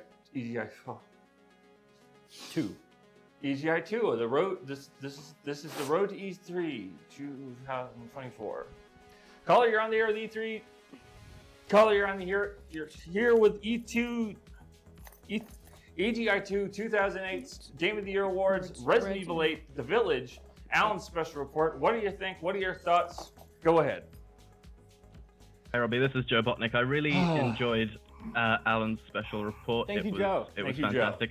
Joe. You know, I'm a big Resident Evil Village head. Me too. I think Allan really did it justice. I think I haven't enjoyed one of his special reports quite as much as that one. So I think he's set a new gold standard in special reports. So thank you so much, Joe. Allan, for that. But Joe, Really aren't we a little bit disappointed that we didn't get the special report that we were expecting, which was on Spark Unlimited's Legendary, the HD first-person shooter for the Xbox 360, PlayStation 3, and PC? Well, I've been disappointed that we hadn't gotten the Resident Evil Village special report the past couple of weeks, for which completely understandable reasons, and I do understand. So I was just really happy to finally see it, but I'm hoping that maybe next week we can get that special report on the game you just mentioned.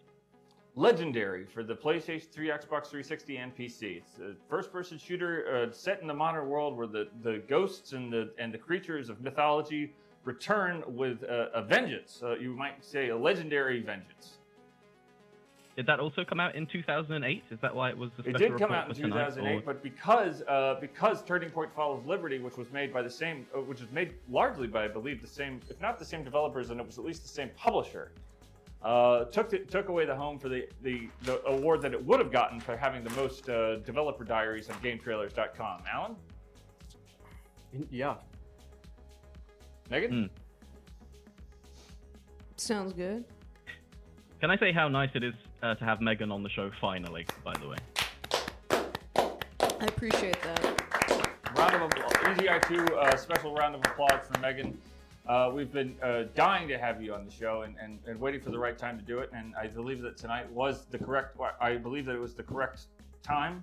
I believe that you have the correct expertise in cultural, with the finger that touches the cultural. I had that Mario Kart anecdote. Joe, back was to great. you, Joe. Yeah, we mentioned Lost earlier, and I believe Found. Lost. No, we're talking about Found.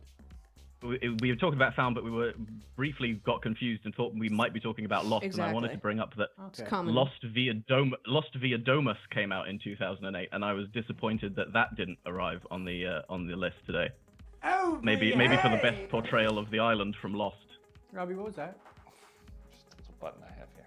Can you not do that?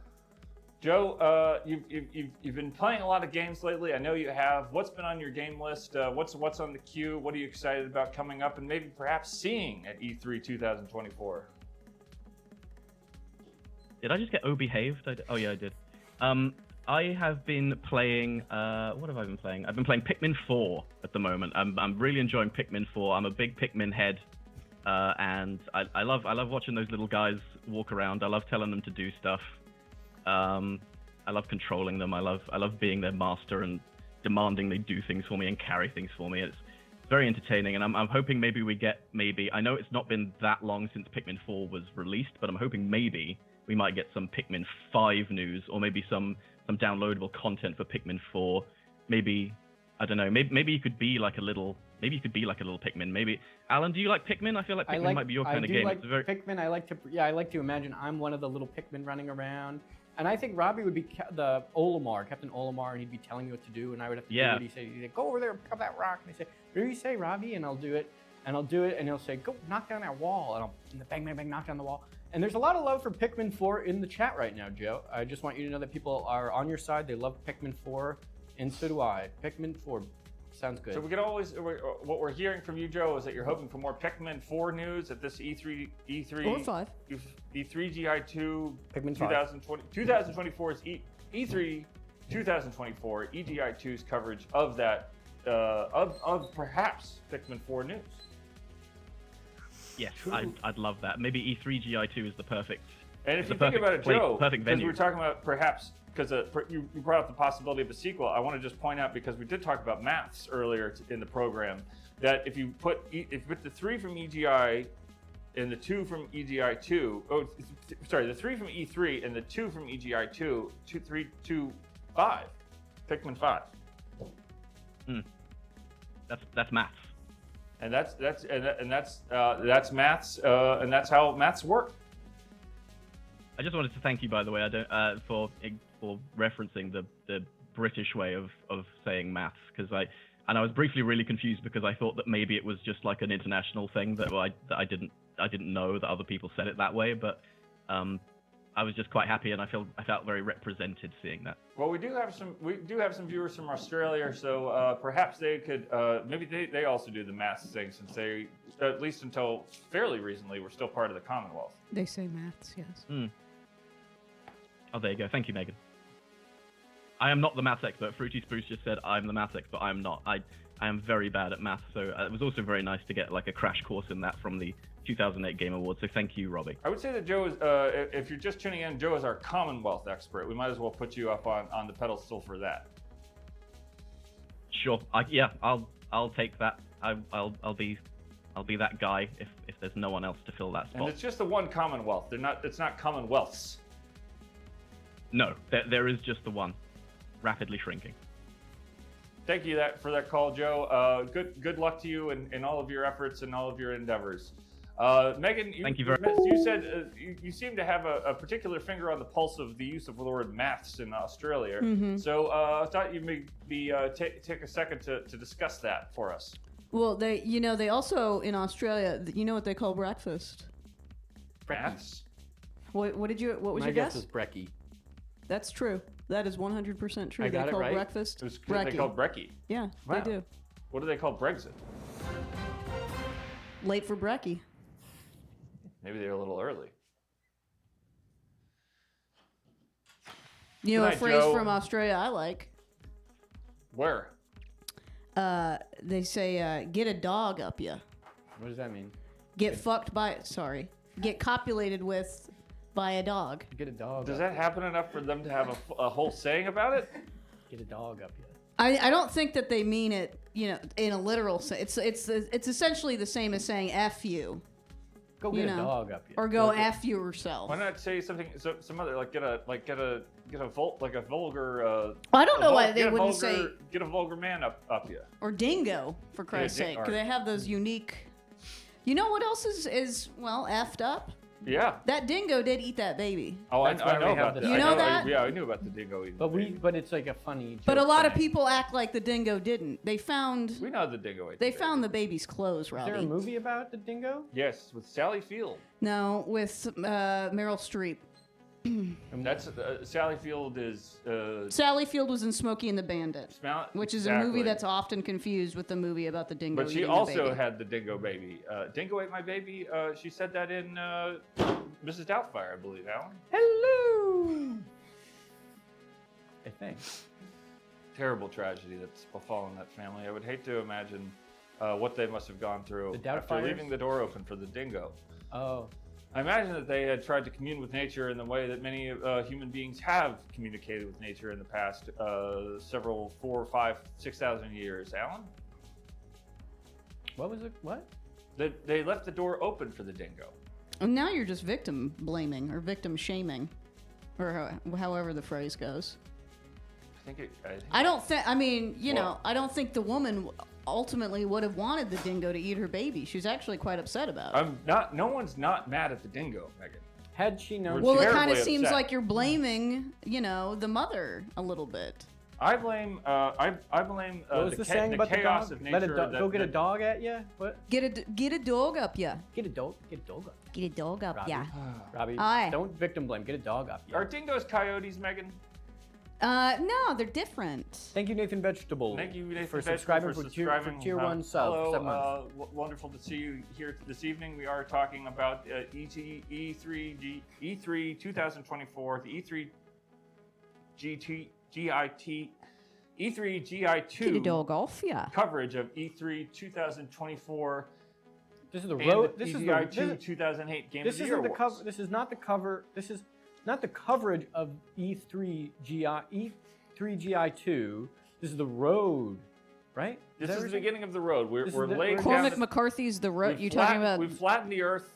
This is what? How many? The steps that you go through when you build a road are as follows. Okay. You go to your local city or county or neighborhood council, and you guys all hash out where the road should go. Well, first you got to come up with a cute name, because I remember one time when I was a kid, my grandma's friend Grace, she built a house like kind of on a road that didn't exist, and then she got to name the road herself, and she decided to name it Hummingbird Way.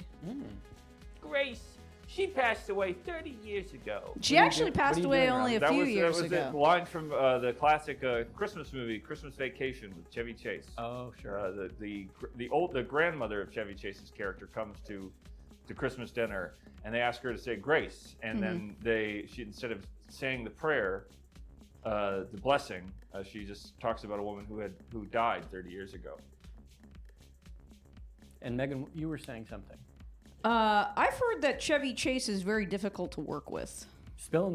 Megan, if you're just tuning in, Megan has been spilling tea on these Hollywood elite, these Now, sort Allan, of what pedophile is that elites. you're talking? You keep saying this phrase, spilling the tea. What is that? What is that? Is that because when I imagine tea spilling, I imagine maybe a small you got from the table and you rattled the tea the teacups a little bit. Maybe there was too much tea in one of the cup and it spilled onto the table. But the way you're saying it is that it's a much more dramatic event than what I'm imagining. I think it is. I think it's what you're imagining, and it's just kind of interesting when people do that. So when someone says something interesting, you say, "Oh, you spilled some tea." And then you spill the tea, and you get up and it rattles the table. That's interesting. And you say Chevy Chase is difficult to work with. That's interesting. And why they say let her cook, because she's got to go make more tea, because you just disrupted the tea. When they say let her cook. And this is why Megan Kester is the best person that we could possibly have on EGI 2 as we ramp up towards the E3 2024 game, the E3 2004 E3GI 2 coverage of E3 2024. Can I give another prediction? Absolutely. I think that you know how they make those like computers that go over your eyes now? So then it's like you're in a room that you're not actually in. Yes, of course, the iPod helmet. I think they're gonna make video games for those. That would be kind of crazy. I can't even really imagine what that would be like a video game for your eyes. Well, you look at something and then it explodes, or you look at something and like your eye's a gun or something. You know what I mean? Hey guys. Like every time you blink. Well, I heard a noise. Like when you blink, the gun shoots. You know? Yeah. Yeah. I think I get it.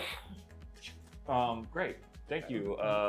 Caller, you're on the air with EGI 2. What are your thoughts about Megan's? I think she's sort of deconstructing VR games. This is Adam from Chicago. And I Adam wanted from to Chicago, share the Windy City, the classic American city, the city that never sleeps, the Bean, the shiny, the L train, and the O'Hare Airport. Deep dish pizza. Improv pizza. comedy in like a flannel shirt. Oh, the Second City is what we'll Improv call it Olympics. Second City. the Metro Electric line. Yep. I wanted to share an idea for a VR game. Oh, I do think that they dual tracked the South Shore line, didn't they? Adam from Chicago. Sorry, what was the question? The South Shore line to Indiana. Is an electric train, yeah. But they dual tracked it recently so that the trains can run a little bit more frequently. Oh, I don't know about that. They Well, I think I fares read that. recently, and Alan, that's good for me. Megan, do you guys ever taken the South Shore line to Indiana from Chicago? No, I don't think so, Robbie. I think it goes to Gary. I've think it driven does, through yeah. Gary. Gary, Indiana. Gary, Indiana, the birthplace of The Michael Jacksons. Jackson. Yeah, all of them. How about that? And the caller, you had an idea for Megan's gun eye game, iPod eye Yeah, gun. I've been thinking about this for a while. What if you're so the VR headset is sending a different image to each eye, right? And usually they have it like it's two cameras pointed at the same thing. But what if your two thumbsticks could control the cameras independently, and you had to like look at two things in a different across the room from each other with both your eyes? Just before you even keep going, can my brain process information like that? I would love to find out. I guess we wouldn't know unless we tried it, huh? So Adam from Chicago, someone's got let me to just, build what you're saying is, what if there was a game you played with a VR headset, Uh-huh. where you're looking into the VR video feed, Yep. and there's two separate, basically it feeds for two separate eyes, and then you use the joysticks hold them independent. to basically cheat, or not cheat, but to kind of like basically like move the eye views back towards your eyes. Robbie, give me your phone. What if one of your eyes could be looking behind you while one of them was looking in front of you? Oh I wait, don't know yeah, what- Alan's I'm trying just it. doing a test right now, and it does not work. What happens with your how does your brain process It the doesn't. information? It doesn't. You just kind of It would shut be down? tricky. It just looks Can like I try Would it? it be a Yeah, skill you turn on the could phone. Grow? Maybe I could see that being like a way that you unlock like a chest or something. Yeah, I'm sorry. I love Chicago very much, but I can't process both of these things at the same time. I think if you raised a child from birth with two sort of OLED screens covering their eyes, showing different sort of imagery, their brain could process it because they were They would used. figure it out. Right. They would figure it Yeah, out. I But think it's so I think possible it that could even be a an game for a adult new could kind of figure it person. Megan, are you hungry? Do you want any? Robbie. I think there's something wrong with those nuts. Yeah, you think? The nuts, they're snakes. And this is a green snake, so it's Translucent snake. no. Whoa. See that? And that's what our society tries to erase women. And, It doesn't try, it succeeds. What are you talking about? well, not on EGI 2. This is a pro-woman. This is a pro-woman platform, and we're glad to have a woman, a real woman, one of the best women there is here on the show with us. Former female gamer. I played a lot of video games when I was a kid, I'll tell you what. Let's give away some Steam keys. How's that sound, everybody? Yay. I'm Why gonna did, hop off the wait, phone. I'm sorry for Chicago. I've got to let you go. I want to know why actually- Megan stopped playing games. Allan's report was great and centered women. Thank Bye, you. Yes, guys. it did. Thank you. Yes, it did. I It did did. center It centered women. women. And I'm an ally. Good for women me. in the women were centered in the narratives. Is what I believe. I think what all women should be doing is centering them in the. Alan, I'm going to themselves tell in you the while I stopped playing games. Yay. Because they stopped making the NES game Deja Vu. Hmm. They only made the one. And then I would they just play stopped. that a lot. And then when they stopped, There was nothing in the market for you. no, not really. Out of the millions of games that have been produced. I liked Golden Tea when I lived in Tea. when I lived in Cleveland, Ohio. I would get pretty fucked up, eat a fish sandwich at this place down by the lake, or the river. Sorry, that caught on fire. The river caught on fire? Yeah, well, in the 70s, I wasn't living there at the time. Randy Newman wrote a song about it actually. But there used to be a Golden Tea machine in this restaurant / bar that was next to the river that caught on fire, and I would eat fish sandwiches and drink beers and play Golden Tea. Oh, that Oh, sounds fun. yeah, wonderful game, arcade bar game, probably right next to it's the Buck Hunter and Cabela's Buck Hunter games. You get Always- more bang always for a your set. buck with Golden Tea than Buck Hunter, though, because they're at least going to throw a few holes at you. You know what I mean? There's always, I think that's if there's one thing that I know about Megan, it's that she knows a bargain. I when know she a sees bargain. And I'll tell you what, when I was a kid, I'm the child of a computer programmer. My father worked at IBM, and he was bootlegging games quite early. I had a PC Junior in my room. Remember those? No, I didn't have a PC until I was well into high school. PC Junior was one of IBM's earlier computers for the household that they used. They used a dead Charlie Chaplin in their advertisements. Might be one of the first instances of using a dead person in your advertisements to sell a modern product. So he'd be rolling around and like Kind of just kicking the computer over. Or and no, the like doing computer- his like maybe like leaning against it and going like. Get a, You know what I mean? Get a PC Mini. Yeah, something like like that. PC Thank Junior. you, Moop. Thank you, Moop on Drive, for subscribing for 7 months tier 1 sub. Alan, what were you just doing with your fingers there? I was Charlie Chaplin. Hey, get a little, I don't think that. get a little PC Mini. I think it was what it was. Anyway, so my dad we got a PC Junior, and my dad. PC Junior. Yes. I had a PC Junior, My and bad. my dad Shoot. would copy software at work and bring all these games home. Your dad. And was a that's how criminal. I played Leisure Suit Larry You shouldn't be playing as that. a child. Your And- dad committed a crime and gave you an inappropriate game. Well, yeah, that's how I learned how to spell prophylactic, though. But you Because in that game, you have to ask someone for a prophylactic. PROF. I heard somebody. YLA. Do I hear a voice? Lactic. It's got lactic in it, so it's There's a got, like, P, but in the Lactic middle. like milk. Prophylactic, like lactose Lactate. intolerant, lactate. Well, Caller? you Is that a want caller? you want less of that, My tummy right? hurts. Hello. Caller, you're on the air. I hear EGI you. 2. Who are we're you? talking. We're about to give away a Steam key. Are you interested in the game Proteus? Parodius? No, not Konami game? Parodius, not the side-scrolling Japanese shoot 'em up, but Proteus, the kind of, I don't think you would call it kind of a not quite a Quake style or not quite a Serious Sam style. Not quite a. I would say it's more of a. I would say it's kind of almost a Red Faction style of first-person shooter for the PC. This is for the PC. This is the PC version. Perhaps. Well, what kind of games do you like? Because I got a bunch of Steam keys on here. So if we can't entice you with that, then we'll entice you with something else. You like cozy gaming? I do want to say, you mentioned Deja Vu for the NES earlier. I do want to let you know that got ported to Steam actually. Really? This is called 8-Bit Adventures Anthology, and it's like all of the NES Mac Venture games, Deja Vu, Uninvited, and Shadowgate. Yeah. But the best part, it has mouse support. You don't have to worry about using a D-pad anymore. I was gonna say an So F. if it's on Steam, does it have Megan? You seem like you're probably someone who owns a Macintosh as opposed to a Windows computer. Are you saying that I seem like a white content creator, Robbie, who lives on the east side of Los Angeles? Yes, I do, and that's the law. I have a Macintosh. I got a fucking iPhone, like a robot. Yeah. All right.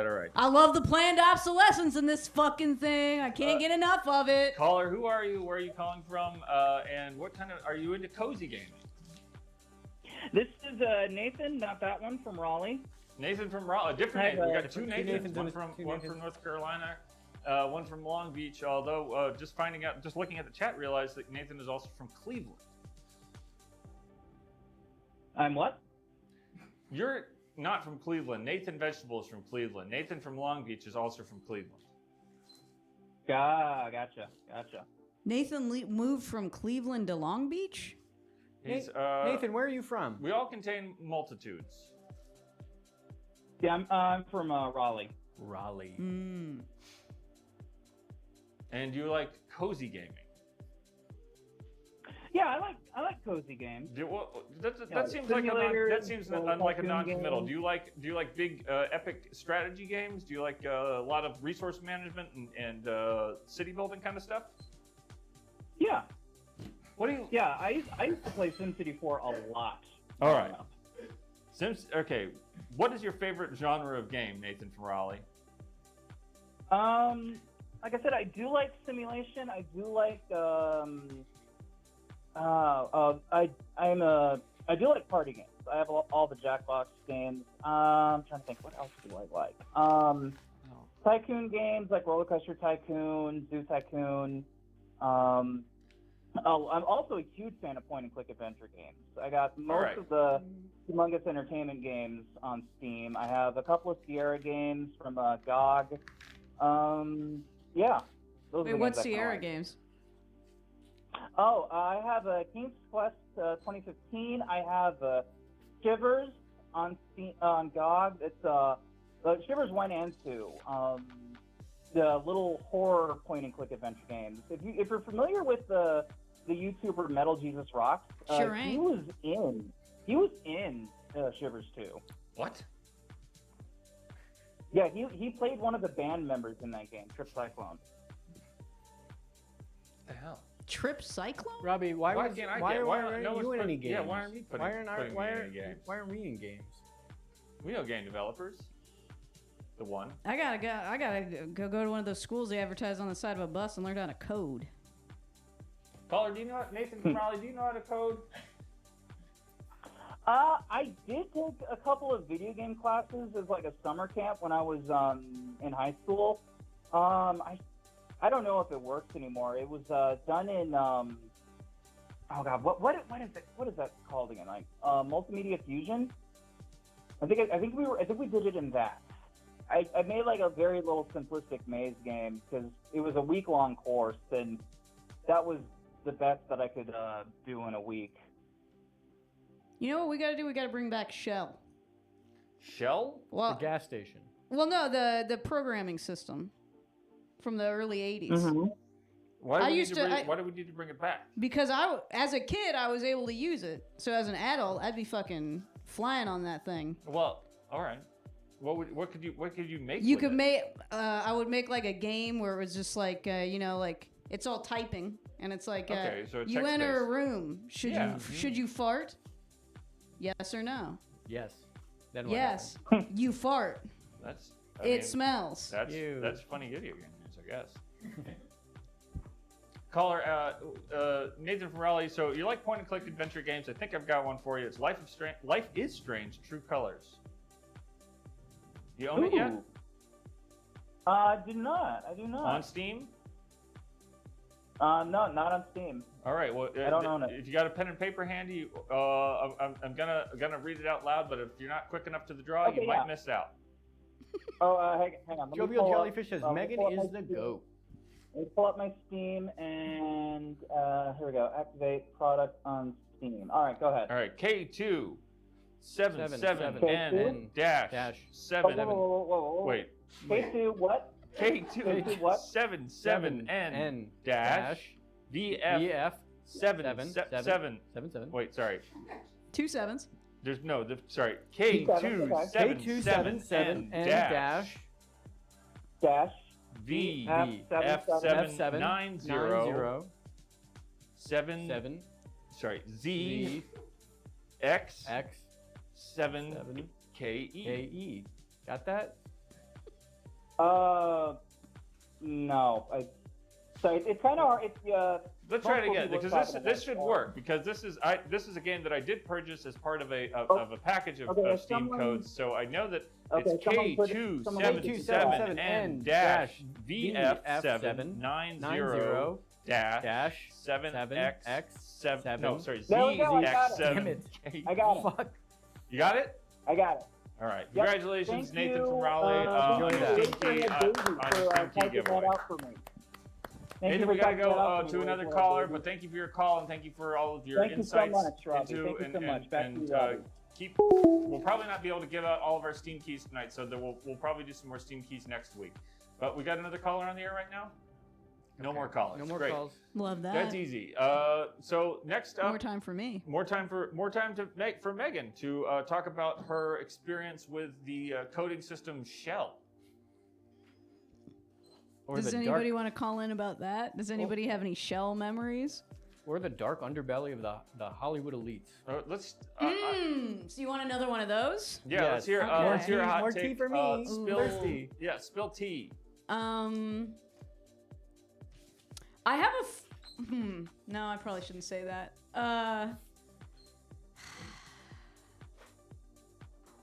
Hot tea. We have a caller. You're on. the Okay, air. I'll keep thinking while the caller All right, talks. caller, you're on the air with EGI 2's. EGI 2's Road to E3GI 2 E3 2024 coverage. Hey, this is Nathan, but of the vegetable variety. Nathan Vegetable from Long Beach, byway Via of Cleveland, Cleveland, Ohio. Ohio. Nathan, what are your thoughts? It's kind of hard to think. My cat is licking chicken like off of my fingers. Like, well, that shit and where that comes out of a tube, or just actual human grade chicken. Human grade chicken. I would imagine maybe like sticky, oily chicken that might happen when the chicken gets so. I tried to I brushed off my hand. I ate chicken and then I brushed off my hand, and so there's like the essence of oil on it. Mm-hmm. The essence of chicken. You can just wash your hands, Nathan. Well, that's what I have my cat for, and she can enjoy it too. Yeah, maybe Nathan lives in a waterless household. Maybe Nathan's off grid. Gray water system. Nathan Vegetable. Here in Long Beach, we do have the on-grid. There's not too much of the way of off-grid. Nathan, You're not trying hard enough. Have you played the game? Are you a first-person shooter fan? Do you like the idea of owning the game Proteus on the PC? I have hoovered several keys up to this point, and I think if I hoover any more keys, I may get tackled by Allan. So I would want someone else to have a chance at that. Benevolent. Allan is tackling Hoovers? I would be I mad. think if That's an Nathan act of. got You're saying free because games. it's active criminality. I'm play saying the game, if I Nathan, hoover any more, Do you play the games Yep. that you hoover? I have played. I did play them for about an hour. Okay. I did play them, and I do intend to play them more. I I've been stuck on some other games. I think if you want the game, it's yours. If you don't want it, we'll give it to the chat. This is a free Steam key. I paid for it. I'm giving it out. It's my gift to the audience in chat. But Nathan, perhaps you can join us in unifying our voices to give out the Proteus Steam key to the chat. Well, I think if anybody really should get it, it should be Megan, so that she's no longer an X gamer. And maybe the game wasn't built in Shell, but it might still be good. Pretty sure the game was built in Unity. I'm not. I mean, first-person shooter ain't really my bag unless it's Wolfenstein 3D. But this is but that's exactly what that's a first-person shooter, Megan. No, but I mean, I only like first-person shooter games when you're making Nazis' heads explode. Well, just imagine. Does that happen in this game? I'm trying to see if it's Mac compatible. It is. So you can play it. So Megan, you can play Proteus. But Does it have multiplayer? Because if there is multiplayer, then you probably will kill someone who is a Nazi sympathizer. A Nazi sympathizer? That's true. I wonder if my mother's husband plays Proteus. Your mother's husband was a Nazi. Well, he's sympathetic to the cause of the Nazis, I'd say. If that makes any sense. That's some. Pretty sure that is. That's just. Nathan, what do you call that? That's a big old mess. A Nazi?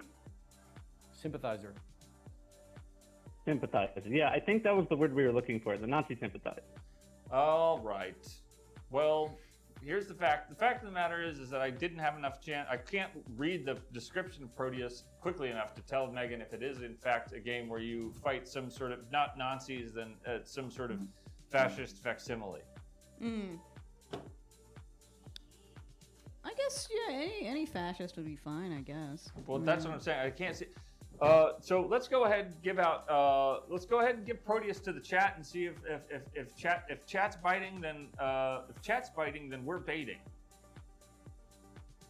Yeah, I mean, I do think we are masters of that. Well, no, we're not fishing because we're not trying to get anything out of the. We're not trying to take the fish out of the lake. We're just feeding the fish. We're just feeding the fish in the lake. Are we gooning? We're not gooning anybody. We're not doing anything dirty or criminal. We're just sitting. We're just three people that respect each other on an intellectual level, and we're just sitting together quietly, tossing Steam keys into a lake of children. They're not logs, are they? These are real Steam keys. So if you want to, everybody, all four of us can join our voices together to give out the Steam key for Proteus. It is IJBC.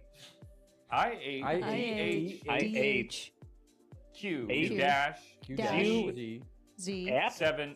Like the @ sign? Nope. In the 7B. Just dash Z. KL BALF. Eight. Eight, not A. I really need. Okay. IADHBAE. IADHQ, of course. Dash 7KLF 8 Laugh 8 dash. Wait. Hold on. Wait. What were the last two? 7K? 7K. Wait, ZK. LF8 dash CD 0 ZT 0. And people in the chat are calling Proteus a boomer shooter, and I think that boomer shooter kind of that term gets thrown around a little bit too much, because I actually feel like Proteus probably takes more of a. It's almost like a non-open world Borderlands game. So if you could imagine something along the lines of Call of Juarez Gunslinger. So I feel like it has some retro style graphics, but it in fact is a game that draws most of its inspiration from a more modern first-person shooter. And I tried Googling this game, and I don't think I'm Googling it correctly. It doesn't seem to match your description. Boomer shooters are games. I would classify games like Dusk, first-person shooters like Dusk, as a boomer shooter. I would classify the game that I've been playing recently, which is what's it called? A Razorhead baby, got it. Forgive Me Father is also, I would say, kind of like a first-person, kind of like a boomer shooter, but in fact, I think draws more from a game like Turok than a game like Quake, which is probably most people's kind of baseline boomer shooter, Quake or Doom. But Turok kind of came out in kind of around. I think it's interesting we don't consider Turok as much a boomer shooter. It's because it's got more adventure elements to it. Nathan, Is that like? I mean, would you consider Deus Ex like a boomer shooter? No, because I consider Deus Ex more of an action RPG. That's fair, but I feel like it does have a lot of like shooting in it still. That but maybe it's closer like a sister of like System Shock or something with all like stats and upgrades you can do. Yeah, and I also think it's just about character development and having like dialogues, and I think the freedom of choice is more and along the lines of an action RPG. I would then something like a Quake or Quake 2 or like Fear. Fear comes too late to be a boomer shooter. Yeah, I mean, Alan maybe. Wake. All right, thank you so much. Thank you so much for that call, Nathan. Wonderful to hear your voice. We do have another segment to get to that we have to get to right now. We'll do more Steam Key giveaways next time. We have a number that we didn't give away, but we did give away Proteus and Life is Strange True Colors. So that was a pretty good Steam Key giveaway. Megan, what did you think? I got some more tea for everybody. Let's hear it. So you know the legendary comedian Jack Benny? Yes, famous comedian Jack Benny. You know, famous comedian Jack Benny. He would always act like he was so cheap, right? Did you know that in real life, Jack Benny was actually he was quite generous with his money. He gave to charity a lot. He would do a lot of charitable events. It was just the Jack Benny persona was cheap, but him as a man was actually not. I think Jack Benny. Before my family had a television set, I would just listen to tapes of Jack Benny, as well as tapes of Monty Python and the Fireside Theater. How old are you, cassette Robbie? tapes. Old enough that cassette tapes existed. With Jack Benny on them. And you didn't have a color TV. We didn't have a color TV until I was of our own we did have a color TV for a minute, but we didn't have it hooked up to any. We were out in the cut, they called it the cut, about out in the woods in the swamp, northern Florida, and we didn't get any TV reception, so we only had a VHS cassette player. That's probably 19. I can't recall the exact time, but the three tapes that we had were the Christmas Carol by the Disney Company, with Scrooge McDuck as the Ebenezer Scrooge. That tracks. Amadeus. Rock Me Amadeus. And Franny and Zoe, the 4-hour epic by, I think, Bergman. Wait, what? Franny and Zoe? You mean the book? No, on tape? No, VHS tapes. A VHS tape. So before we had that, we had Jack Benny. Franny and Zoe, that's a book by, What am I thinking of? You're thinking of Two Broke Girls. By Salinger. Oh, you're right. So what is it was a Bergman movie. It was about 4 hours long on 2 cassette tapes about 2 kids. Pretty sure one of them was named Franny. Maybe it's Fanny.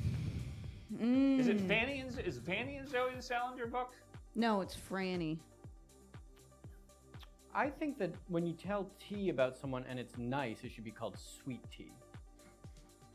Well, you shouldn't. I think that I like spilling that. the tea, because the spilling is the irregularity. Fanny and Alexander, thank you so much, Fanny and miserable Mary. Alexander. First time chatter. Thank you, first time chatter. First time chatter. Big Bergman fan in the chat. Thank you so much. And so those are the 3 movies that I watched on a loop for a good 5 years. I thought you meant movie tapes. Yes. I thought you meant audio tapes. Well, before the VHS. Yeah, it did really seem like he was talking about audio tapes. We didn't have like regular television until I was in high school. What's the new segment? Oh, it's not the new segment. It's the arts. Yay! My only friend in this world was. Sorry about that. What was that? Oh, Giovanni H. My only friend in this world was. They did. If you're referring to my parents, they did consider and they accepted divorce. Oh, your parents got divorced? Oh yeah, didn't I tell you about that? I don't know if you did. Well, do we have the? Thank you. EGI2 shirt 1 will be released soon. I was gonna be premiering it by wearing it on the shirt, wearing the shirt on the stream tonight. But unfortunately, the test shirt did not show up in time. So we won't be opening the orders for it until after it. What are you shows wearing up. instead? What are you wearing instead? So this is a shirt that has all of the potential investors, potential sponsors of the stream on it. So Gride? So there's What's a game. Gride? So there's a game called Frame Gride on the. If you look at the screen there, Frame Gride is a mech, mech combat game, arena mech combat game, in the likes of Virtual On, Ontario Tangram, and Armored Core from Software Company. So the idea is that if there was anybody involved in Frame Gride that wanted to maybe bring Frame Gride back, that maybe we would do a big segment on Frame Gride in exchange for some production funds. Next, and then later on in the shirt, there's mini PCs, which we don't have the slide for anymore, and I believe. Oh, there it is. There it is. EGI2 mini P. Where is it? Mini PCs. Mini gaming desktop. So those desktop PCs being interchangeable. So these are little desktop Windows PCs that you can play PC games on that are very small. And then we would do kind of an unboxing kind of a situation, and then we get to keep the sample PCs and then sell them on eBay later. Flip them for production funds. This show is unsponsored currently, so we're free to speak our minds. We can say all kinds of crazy things and say curse words and things like that. But ideally, someone would pay us to do the show, and then Robbie would pay myself and James and the guests. But currently, no one gets paid. Right. And the last sponsor on the shirt is, of course, Bitmap Books, which I really like Bitmap Books, but they are expensive kind of history books about gaming that I own almost every copy that you saw in that last slide there. But I haven't unwrapped them because they cost so much money, and I would like to have free versions of them so I could open and read them and enjoy them. And there's also one more sponsor. Oh, yeah. And that is just, that's copper wire with a plastic coating. And what's that little moon? I don't know what that is. Oh, that's a music track, apparently. Okay. Oh. So those are the sponsors. So that's what this shirt is. But then the shirt that we have coming out is a shirt that I spent way too much time thinking about and drawing. Unfortunately for me and for people who might be interested in supporting the show by buying merch, I am, 1, not good at drawing, and 2, prone to long bouts of obsessive compulsive behavior. And so getting the shirt right, which was, can we see the shirt again, James? Getting the shirt right, which is just a Sega Nomad, an outline of a Sega Nomad that is kind of a sketchy drawing with the words, that's actually a Genesis Nomad, with the words Sega Genesis Nomad replaced with Child of Divorce. That's why I gamed too. And so, and we will also have another shirt later on, which will be for people whose parents are still together. My parents are still together. They never got a divorce, and I wasn't allowed to really game. They had a PC in the computer room, but I wasn't ever allowed to have a gaming console, and I had to go have a sleepover and play their gaming console, and my friend would do wrestling moves on me, which hurt. So I had when I was a newly divorced child, my cat would get these horrible mosquito bites, and I would just, no one would invite me anywhere, so the cat would just lay its head on my lap and let me scratch it wanted me to scratch the scabby mosquito bites off its ears.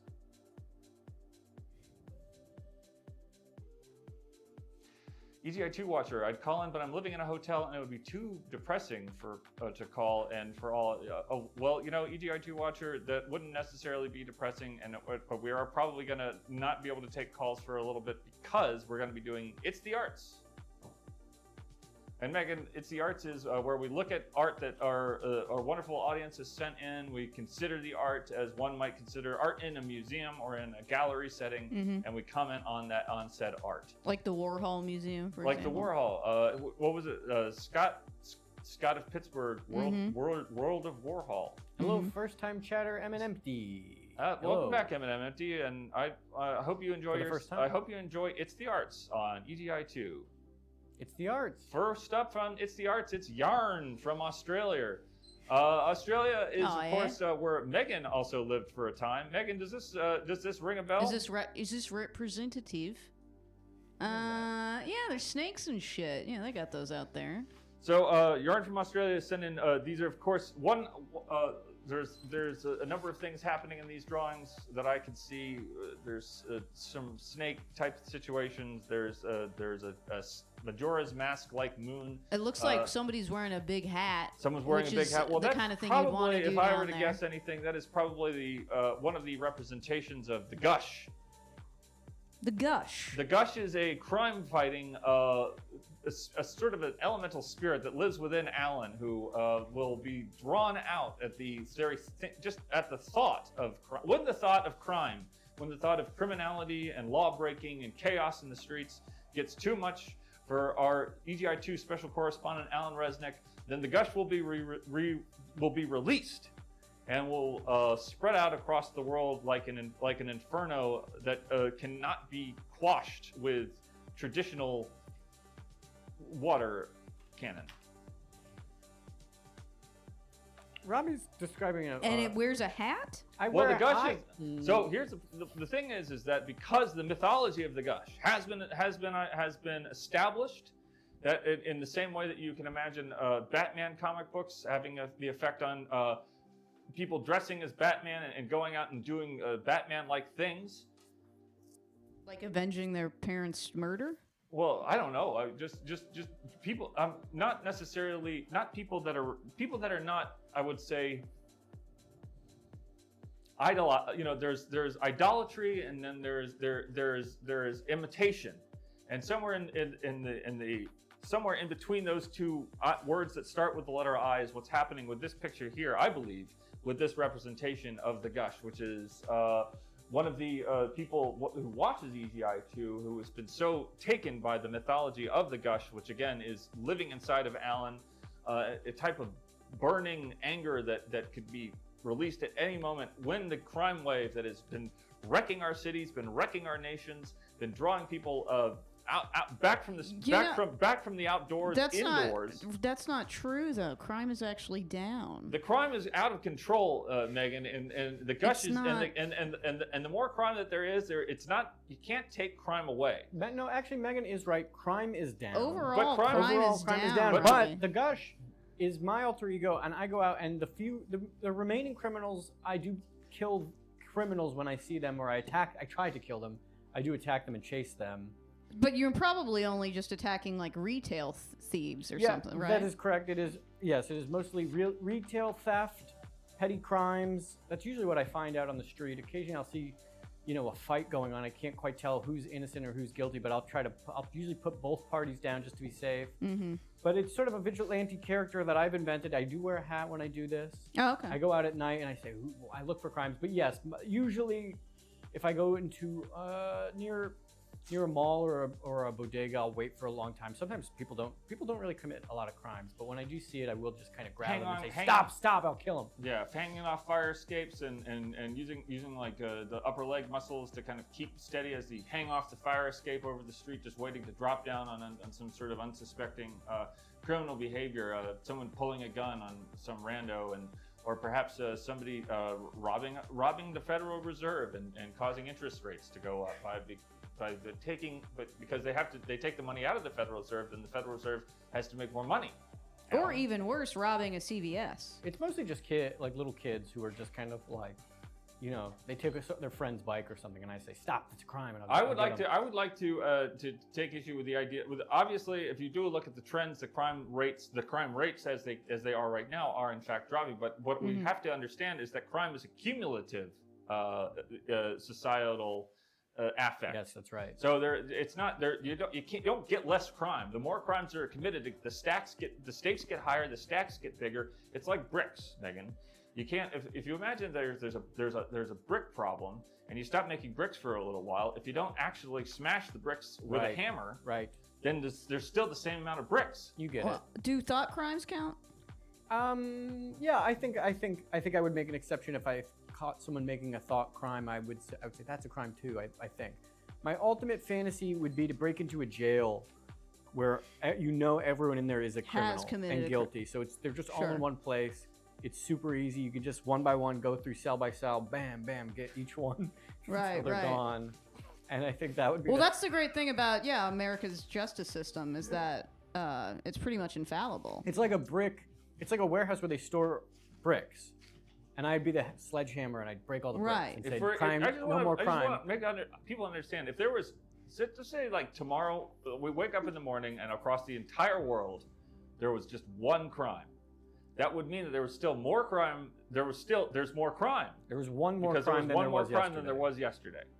So and that's that's what we need to, and that's why the balm, that good conversation and good comfort and good company that we have here on EGI2 is so important for keeping the gush in check. And the gush refers to a sort of manic state I get into when I'm doing my killings, where I'm hot, my head is hot, and it's like sweat. I get very wet on my skin, and my clothes get soaking wet and drenched wet. But I feel like I have inspired a generation to kill criminals and stop crimes, and we're making crime illegal again. Well, that's great. I mean, most people don't get a legacy.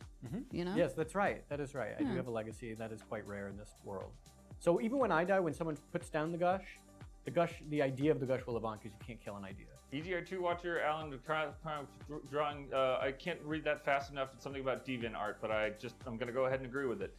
Next up on It's the Arts is the gush. There it is. Right, Marcy. The gush again. Yeah. Gush that's is back. That's Unbelievable. And Thank this is we're getting a lot of gush art recently. We're getting people love the gush. It's an infectious idea that has infected the minds of the viewers of EGI2. And that's great. I love that image of the gush. Is the gush wearing a branded bucket hat? I think it's wearing a branded bucket hat and a balaclava. So anybody who sees one or two of those things out there on the street, be sure to to play by the rules. I think that's one of the branded bucket hats that I sell on my website. They don't say gush on them. They're just names of different kind of video codecs. But you can buy them on my website. And pretty soon you will be able to buy a shirt through. I'm not sure if we'll have to make our own website or how exactly it's going to work. But you'll be able to buy a shirt and perhaps something. Perhaps we'll put up a blouse. Maybe since Allan's got the bucket hat that's already got a print on it, we'll make a balaclava that says "Child Divorce" on it. Maybe we make a gush hat.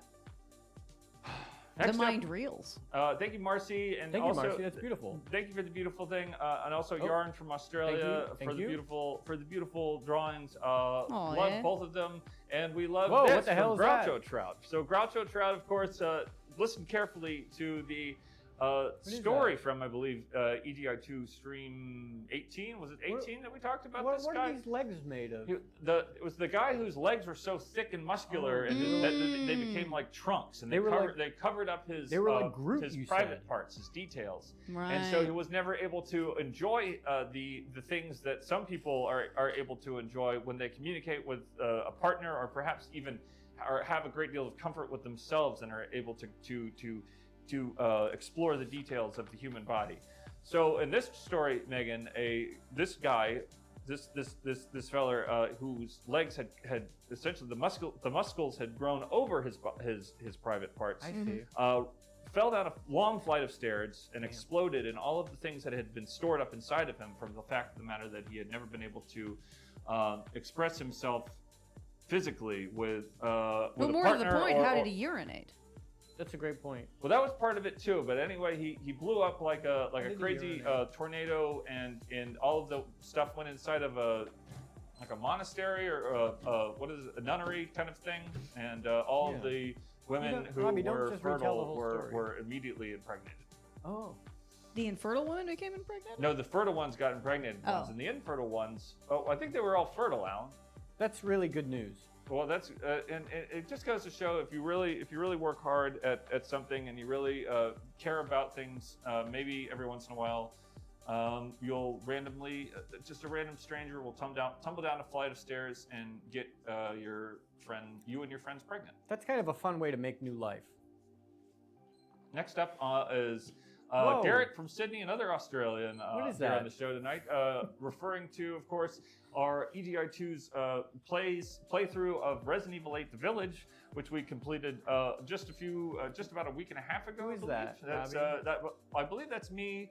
At least me, as I looked, maybe like almost 10 years ago, and Allan inside of that's one me. of the bosses from Resident Evil 8: The Village. How did I get in there? It's a giant, kind of a baby. It's a baby with its all Who's the- mutant that just kind of eats you up. Okay. Puts you in its mouth and yells at you until you go into its mouth, and who's there you are. Who's the other guy? And with I'm the not glasses? exactly sure who that is. It could be Ethan Winters. It could be Garrett? Garrett from Garrett? Sydney. I don't know. Is it Gareth or Garrett? Because I've seen people spell Garrett with an H. Is it James? James. Oh yeah, maybe that's James. It could be James. That's a good. That's a good. Oh yeah, What's the glasses. person eating? Okay, I think so there's a he's- clue. and he's- There's a and I clue. get it. What is the He's- person eating? He's putting salt on. It's the whole he's- family. He's kind of salting up the pink goo. It's got to be James. Okay, well that EGI 2 The whole crew. crew. Garrett from Sydney. Who I'm not sure. Drop it in the chat how I'm supposed to say it, because I'm gonna just say it both ways until I get it right.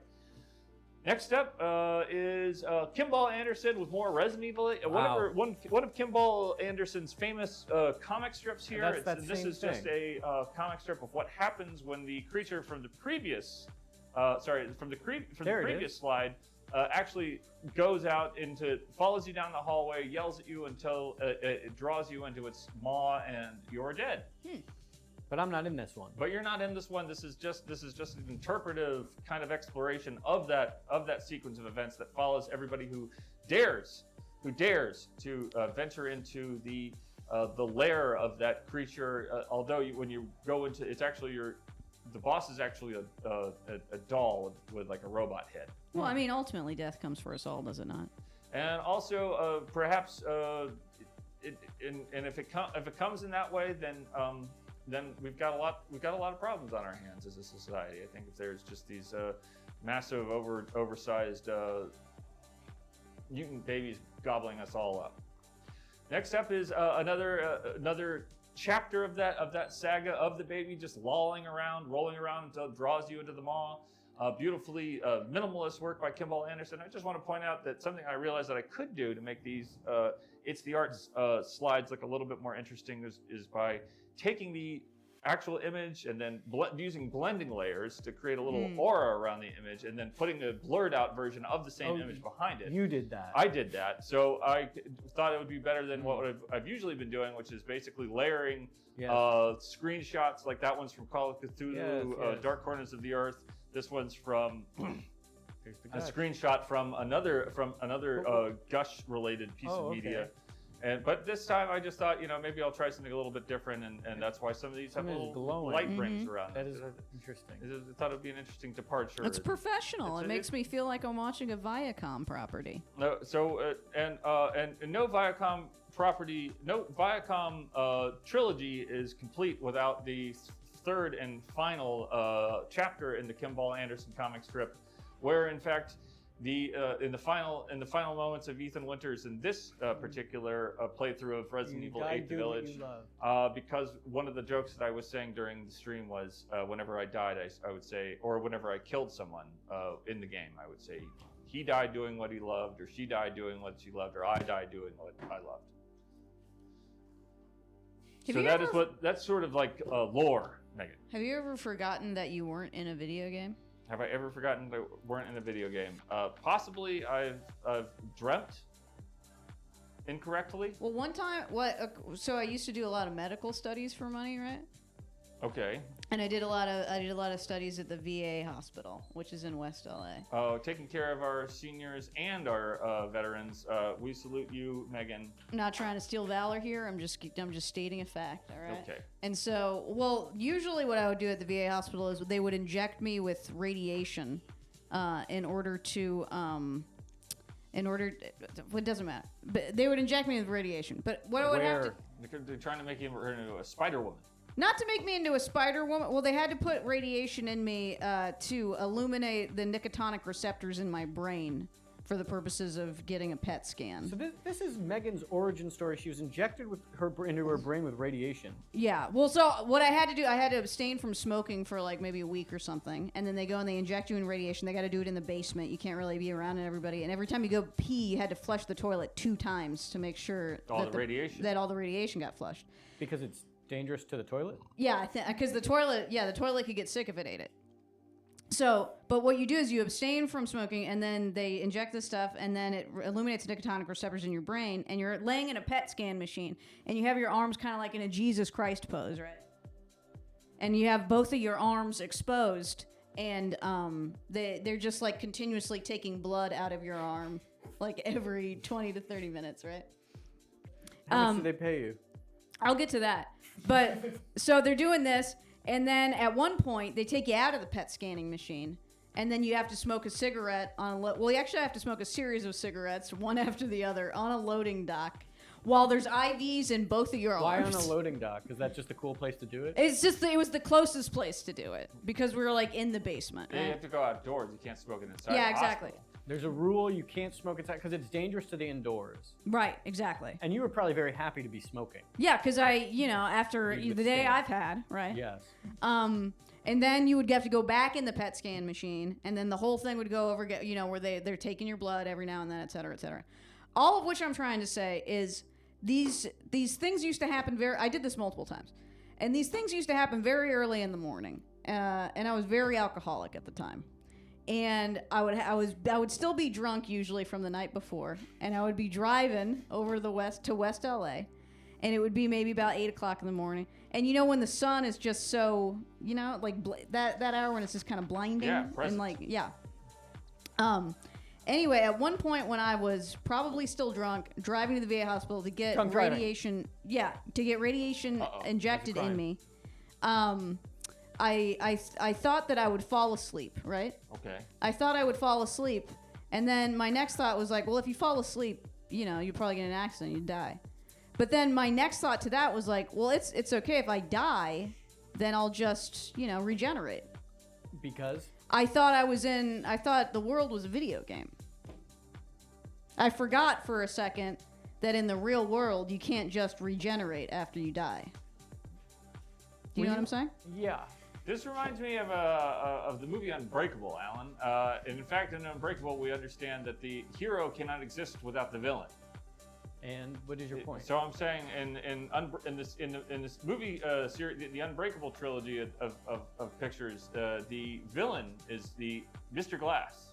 They used to call me Mr. Glass. And the hero is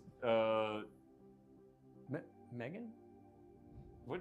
I don't Bruce think Willis. the drunk driver should be the hero. They call him like Stone Guy or something. I don't know what they called him Unbreakable. But I guess who he's is Mr. Unbreakable. But in this analogy, So in who is Megan? this analogy, I'm saying that it's perhaps, and maybe this is just one of those things that the old Greek fates used to do to the human race, is when they line everything up narratively so that we have in fact a showdown between maybe one day, not tonight, but maybe one day we will have a showdown between the avatar of justice and the avatar of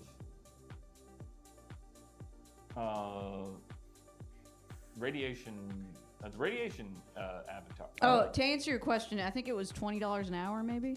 How many hours did you do this? Well, I mean, they would have you there all fucking day, so they'd have you there maybe like 12 hours. So how much do you think you made in poisoning your brain with radiation and drunk driving? Oh, well, I did it. Okay, so I did it so much they told me I couldn't do it no more. Like, I think I did it 3 times. I think I did it 3 times. Oh, but then on one of the times, so I would always there was one I did where I had to also take smoking cessation therapy with a smoking cessation therapist, and I was in it with this guy. His name was Charles. I was in it with this guy named Charles, and he was an actual veteran, and he had one of the most repellent personalities of anyone I've ever met in my entire life. And he had no, the therapist was always trying to make him feel better about himself. But anytime she would say anything, he would always knock her down, with like a but. And so she said like, oh well, you like playing board games? Why don't you put a sign up, by the mailboxes in your building to see if anybody wants to start a board game club? And he'd be the kind of guy that would be like, well, it doesn't matter because nobody speaks English. You know what I mean? And then, so she was like, well, why don't you, maybe you could put an ad on Craigslist to try and find a friend, you know? And he said, you put an ad on Craigslist, everybody's trying to scam you. And anyway, one day Charles never showed up. Oh, and also when he was yelling, he would always like pound the desk when he would yell this stuff, and it was just me and Robbie does that. It was me and this like 85-pound, like 45-year-old woman who were the only other people in the room every time, and Charles would always get really, violent.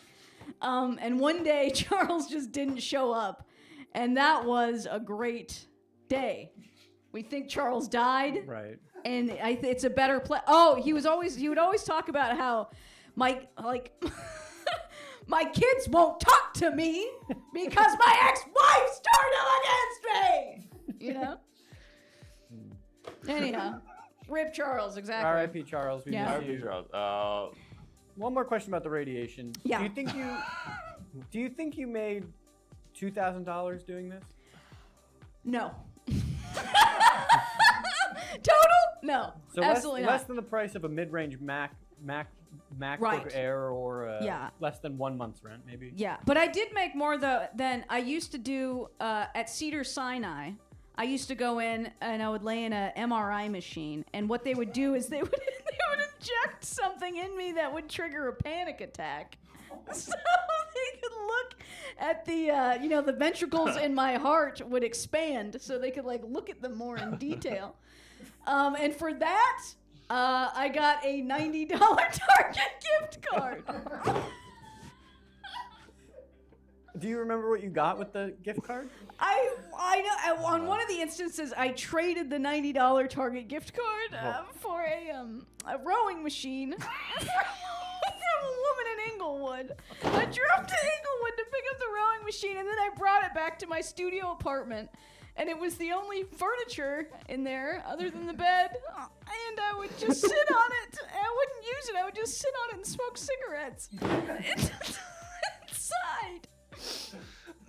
I'm really glad you're alive. You're a miracle guest. You're the only. We're lucky to have you. Thank you. Us. Thank you for seeing me. Anything for a weird life. Yeah.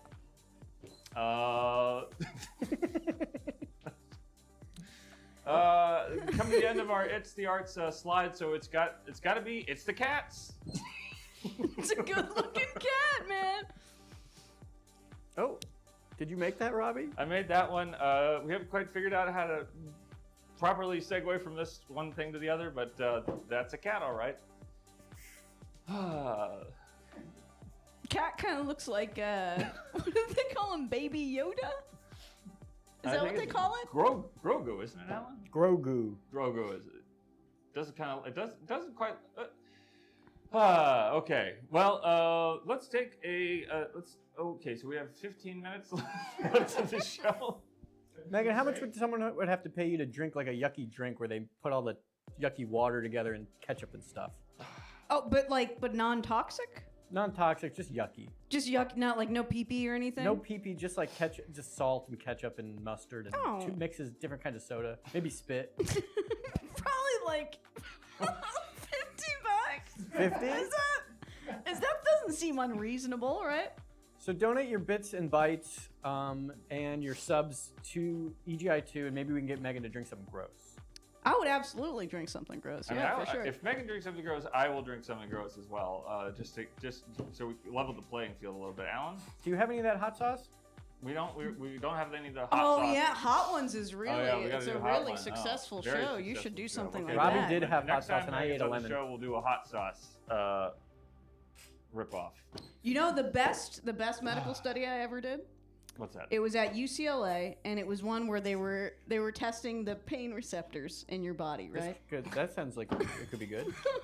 Oh, great! Thank you. That's about as much as I got. Thank you, Joe Botnick. But the way that they tested the pain receptors was it was Mickey Mouse shit. It was just putting your hand in ice water. Okay. Big fucking deal. And see how long you can hold it there, right? Yeah. Like it's Fear Factor or some shit. But basically what they wanted to do is test your pain response when you put your hand in ice water when you were on nothing versus when you were on why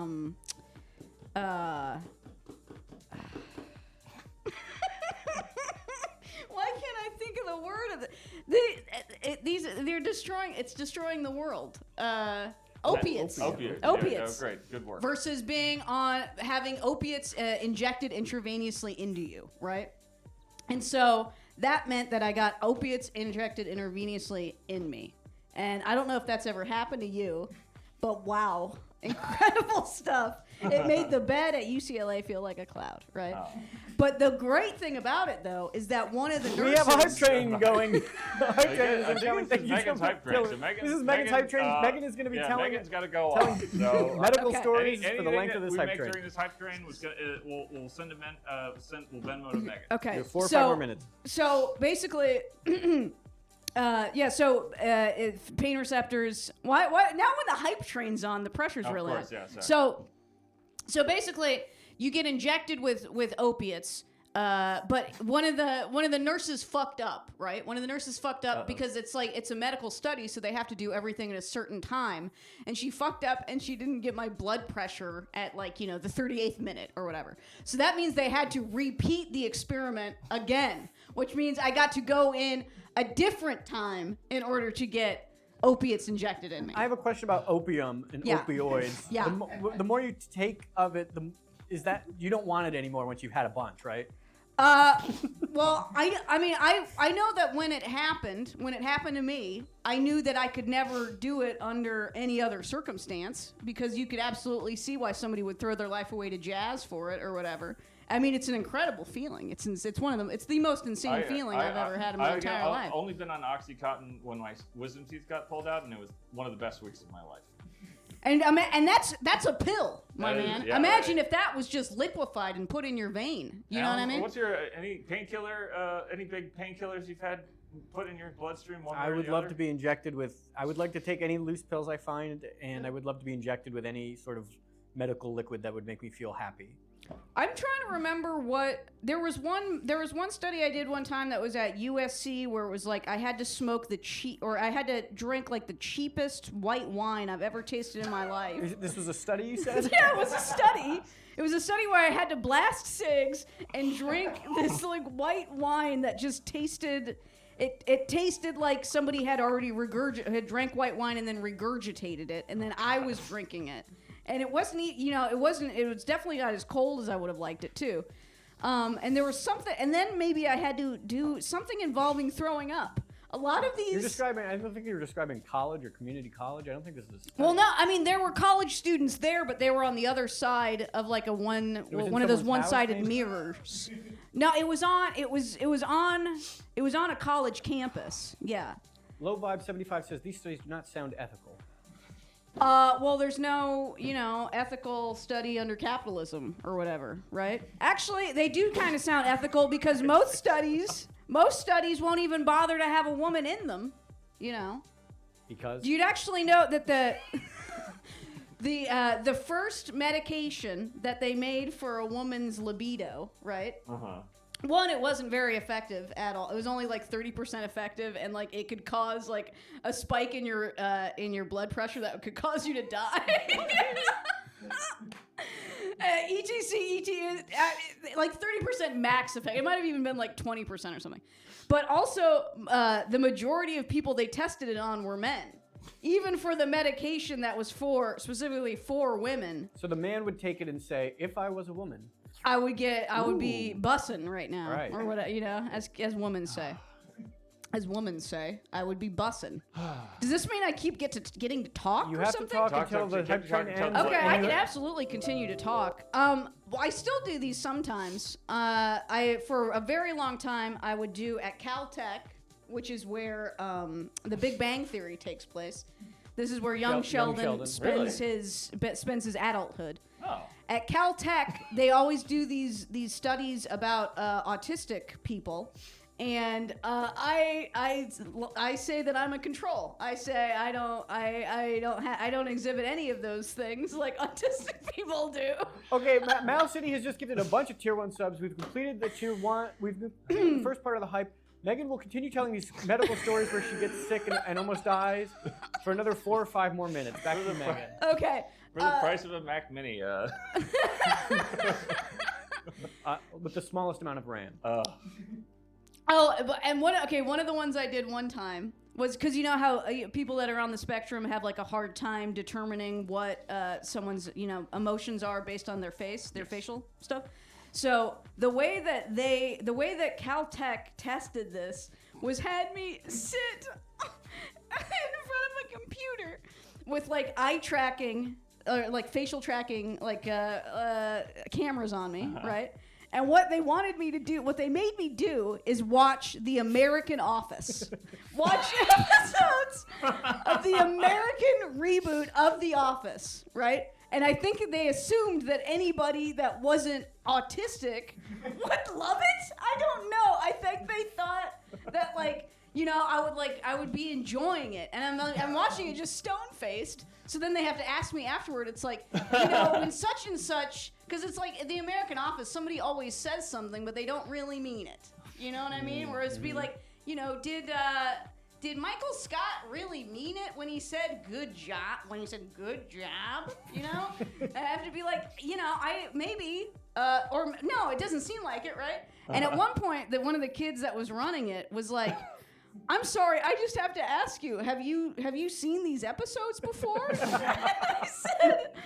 I said, no, I haven't seen them before. They couldn't understand why someone wouldn't love The Office. I wasn't laughing, yeah.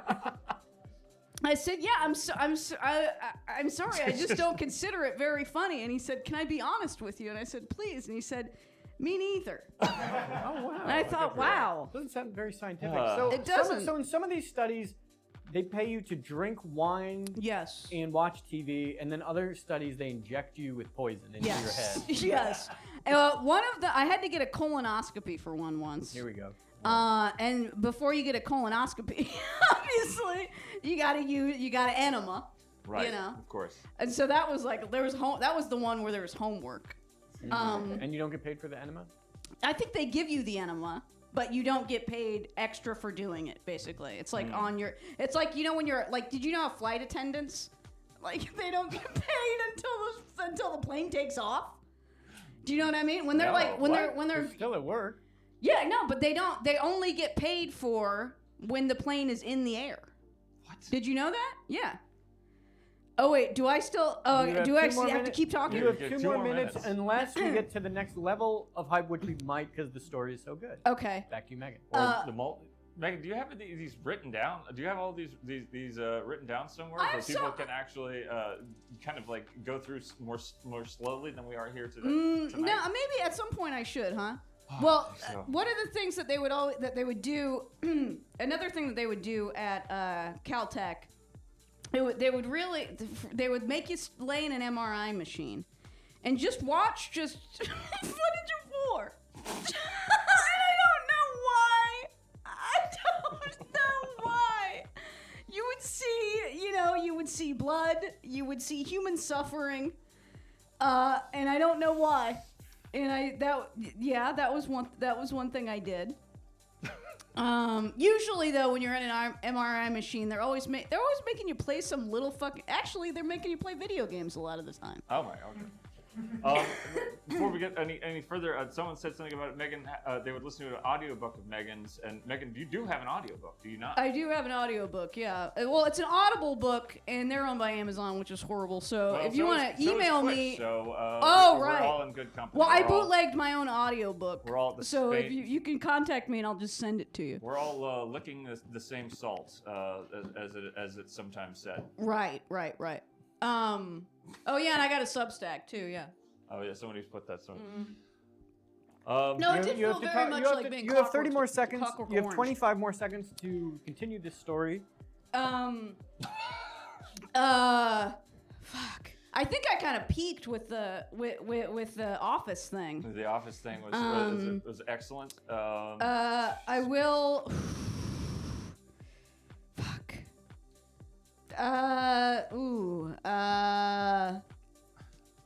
Okay. Well. That's it. Was it? That's it. You all right. Okay. Entertained us for far too long. Thank you so much. Thank you, Megan. Goodness gracious. That was really crazy, Megan. I'm so glad that is that I now know all of those stories. I knew some of the medical study stories, but not as many. And I was in the original beta tester group for the first HPV vaccine. Want to feel old? Want to feel old? Before they had even dropped that shit, I was fucking driving to Detroit to get injected with the HPV vaccine. Yeah. From LA? From Cleveland, Ohio. From Cleveland. Okay. Yeah, the closest one was in Detroit. That's a little Next time, Megan, next time you're considering doing one of these dangerous studies, let us know and we'll see if we can earn money to pay you not to do it. Oh no, yeah, I stopped doing it because it was having deleterious effects on my body. all of the things I was doing. Don't worry. We're running out of time here, folks. If we didn't get to your arts, we did have a few videos that were sent in, and I do want to point out that we'll show those next week. And also, we had a very interesting thing that I wanted to talk a lot about for a second, which is someone sent in a EGI2 special report as It's the Arts video. And if people want to continue to do that and build on that, we'll have a very good example from Joe Botnick to show next week. And that is EGI2's road to... Our road to E3GI2, EGI2 coverage... okay. Our EGI2... EGI2's E3 2024 coverage, E3GI2, will continue, or the road to that coverage will continue, starting this evening.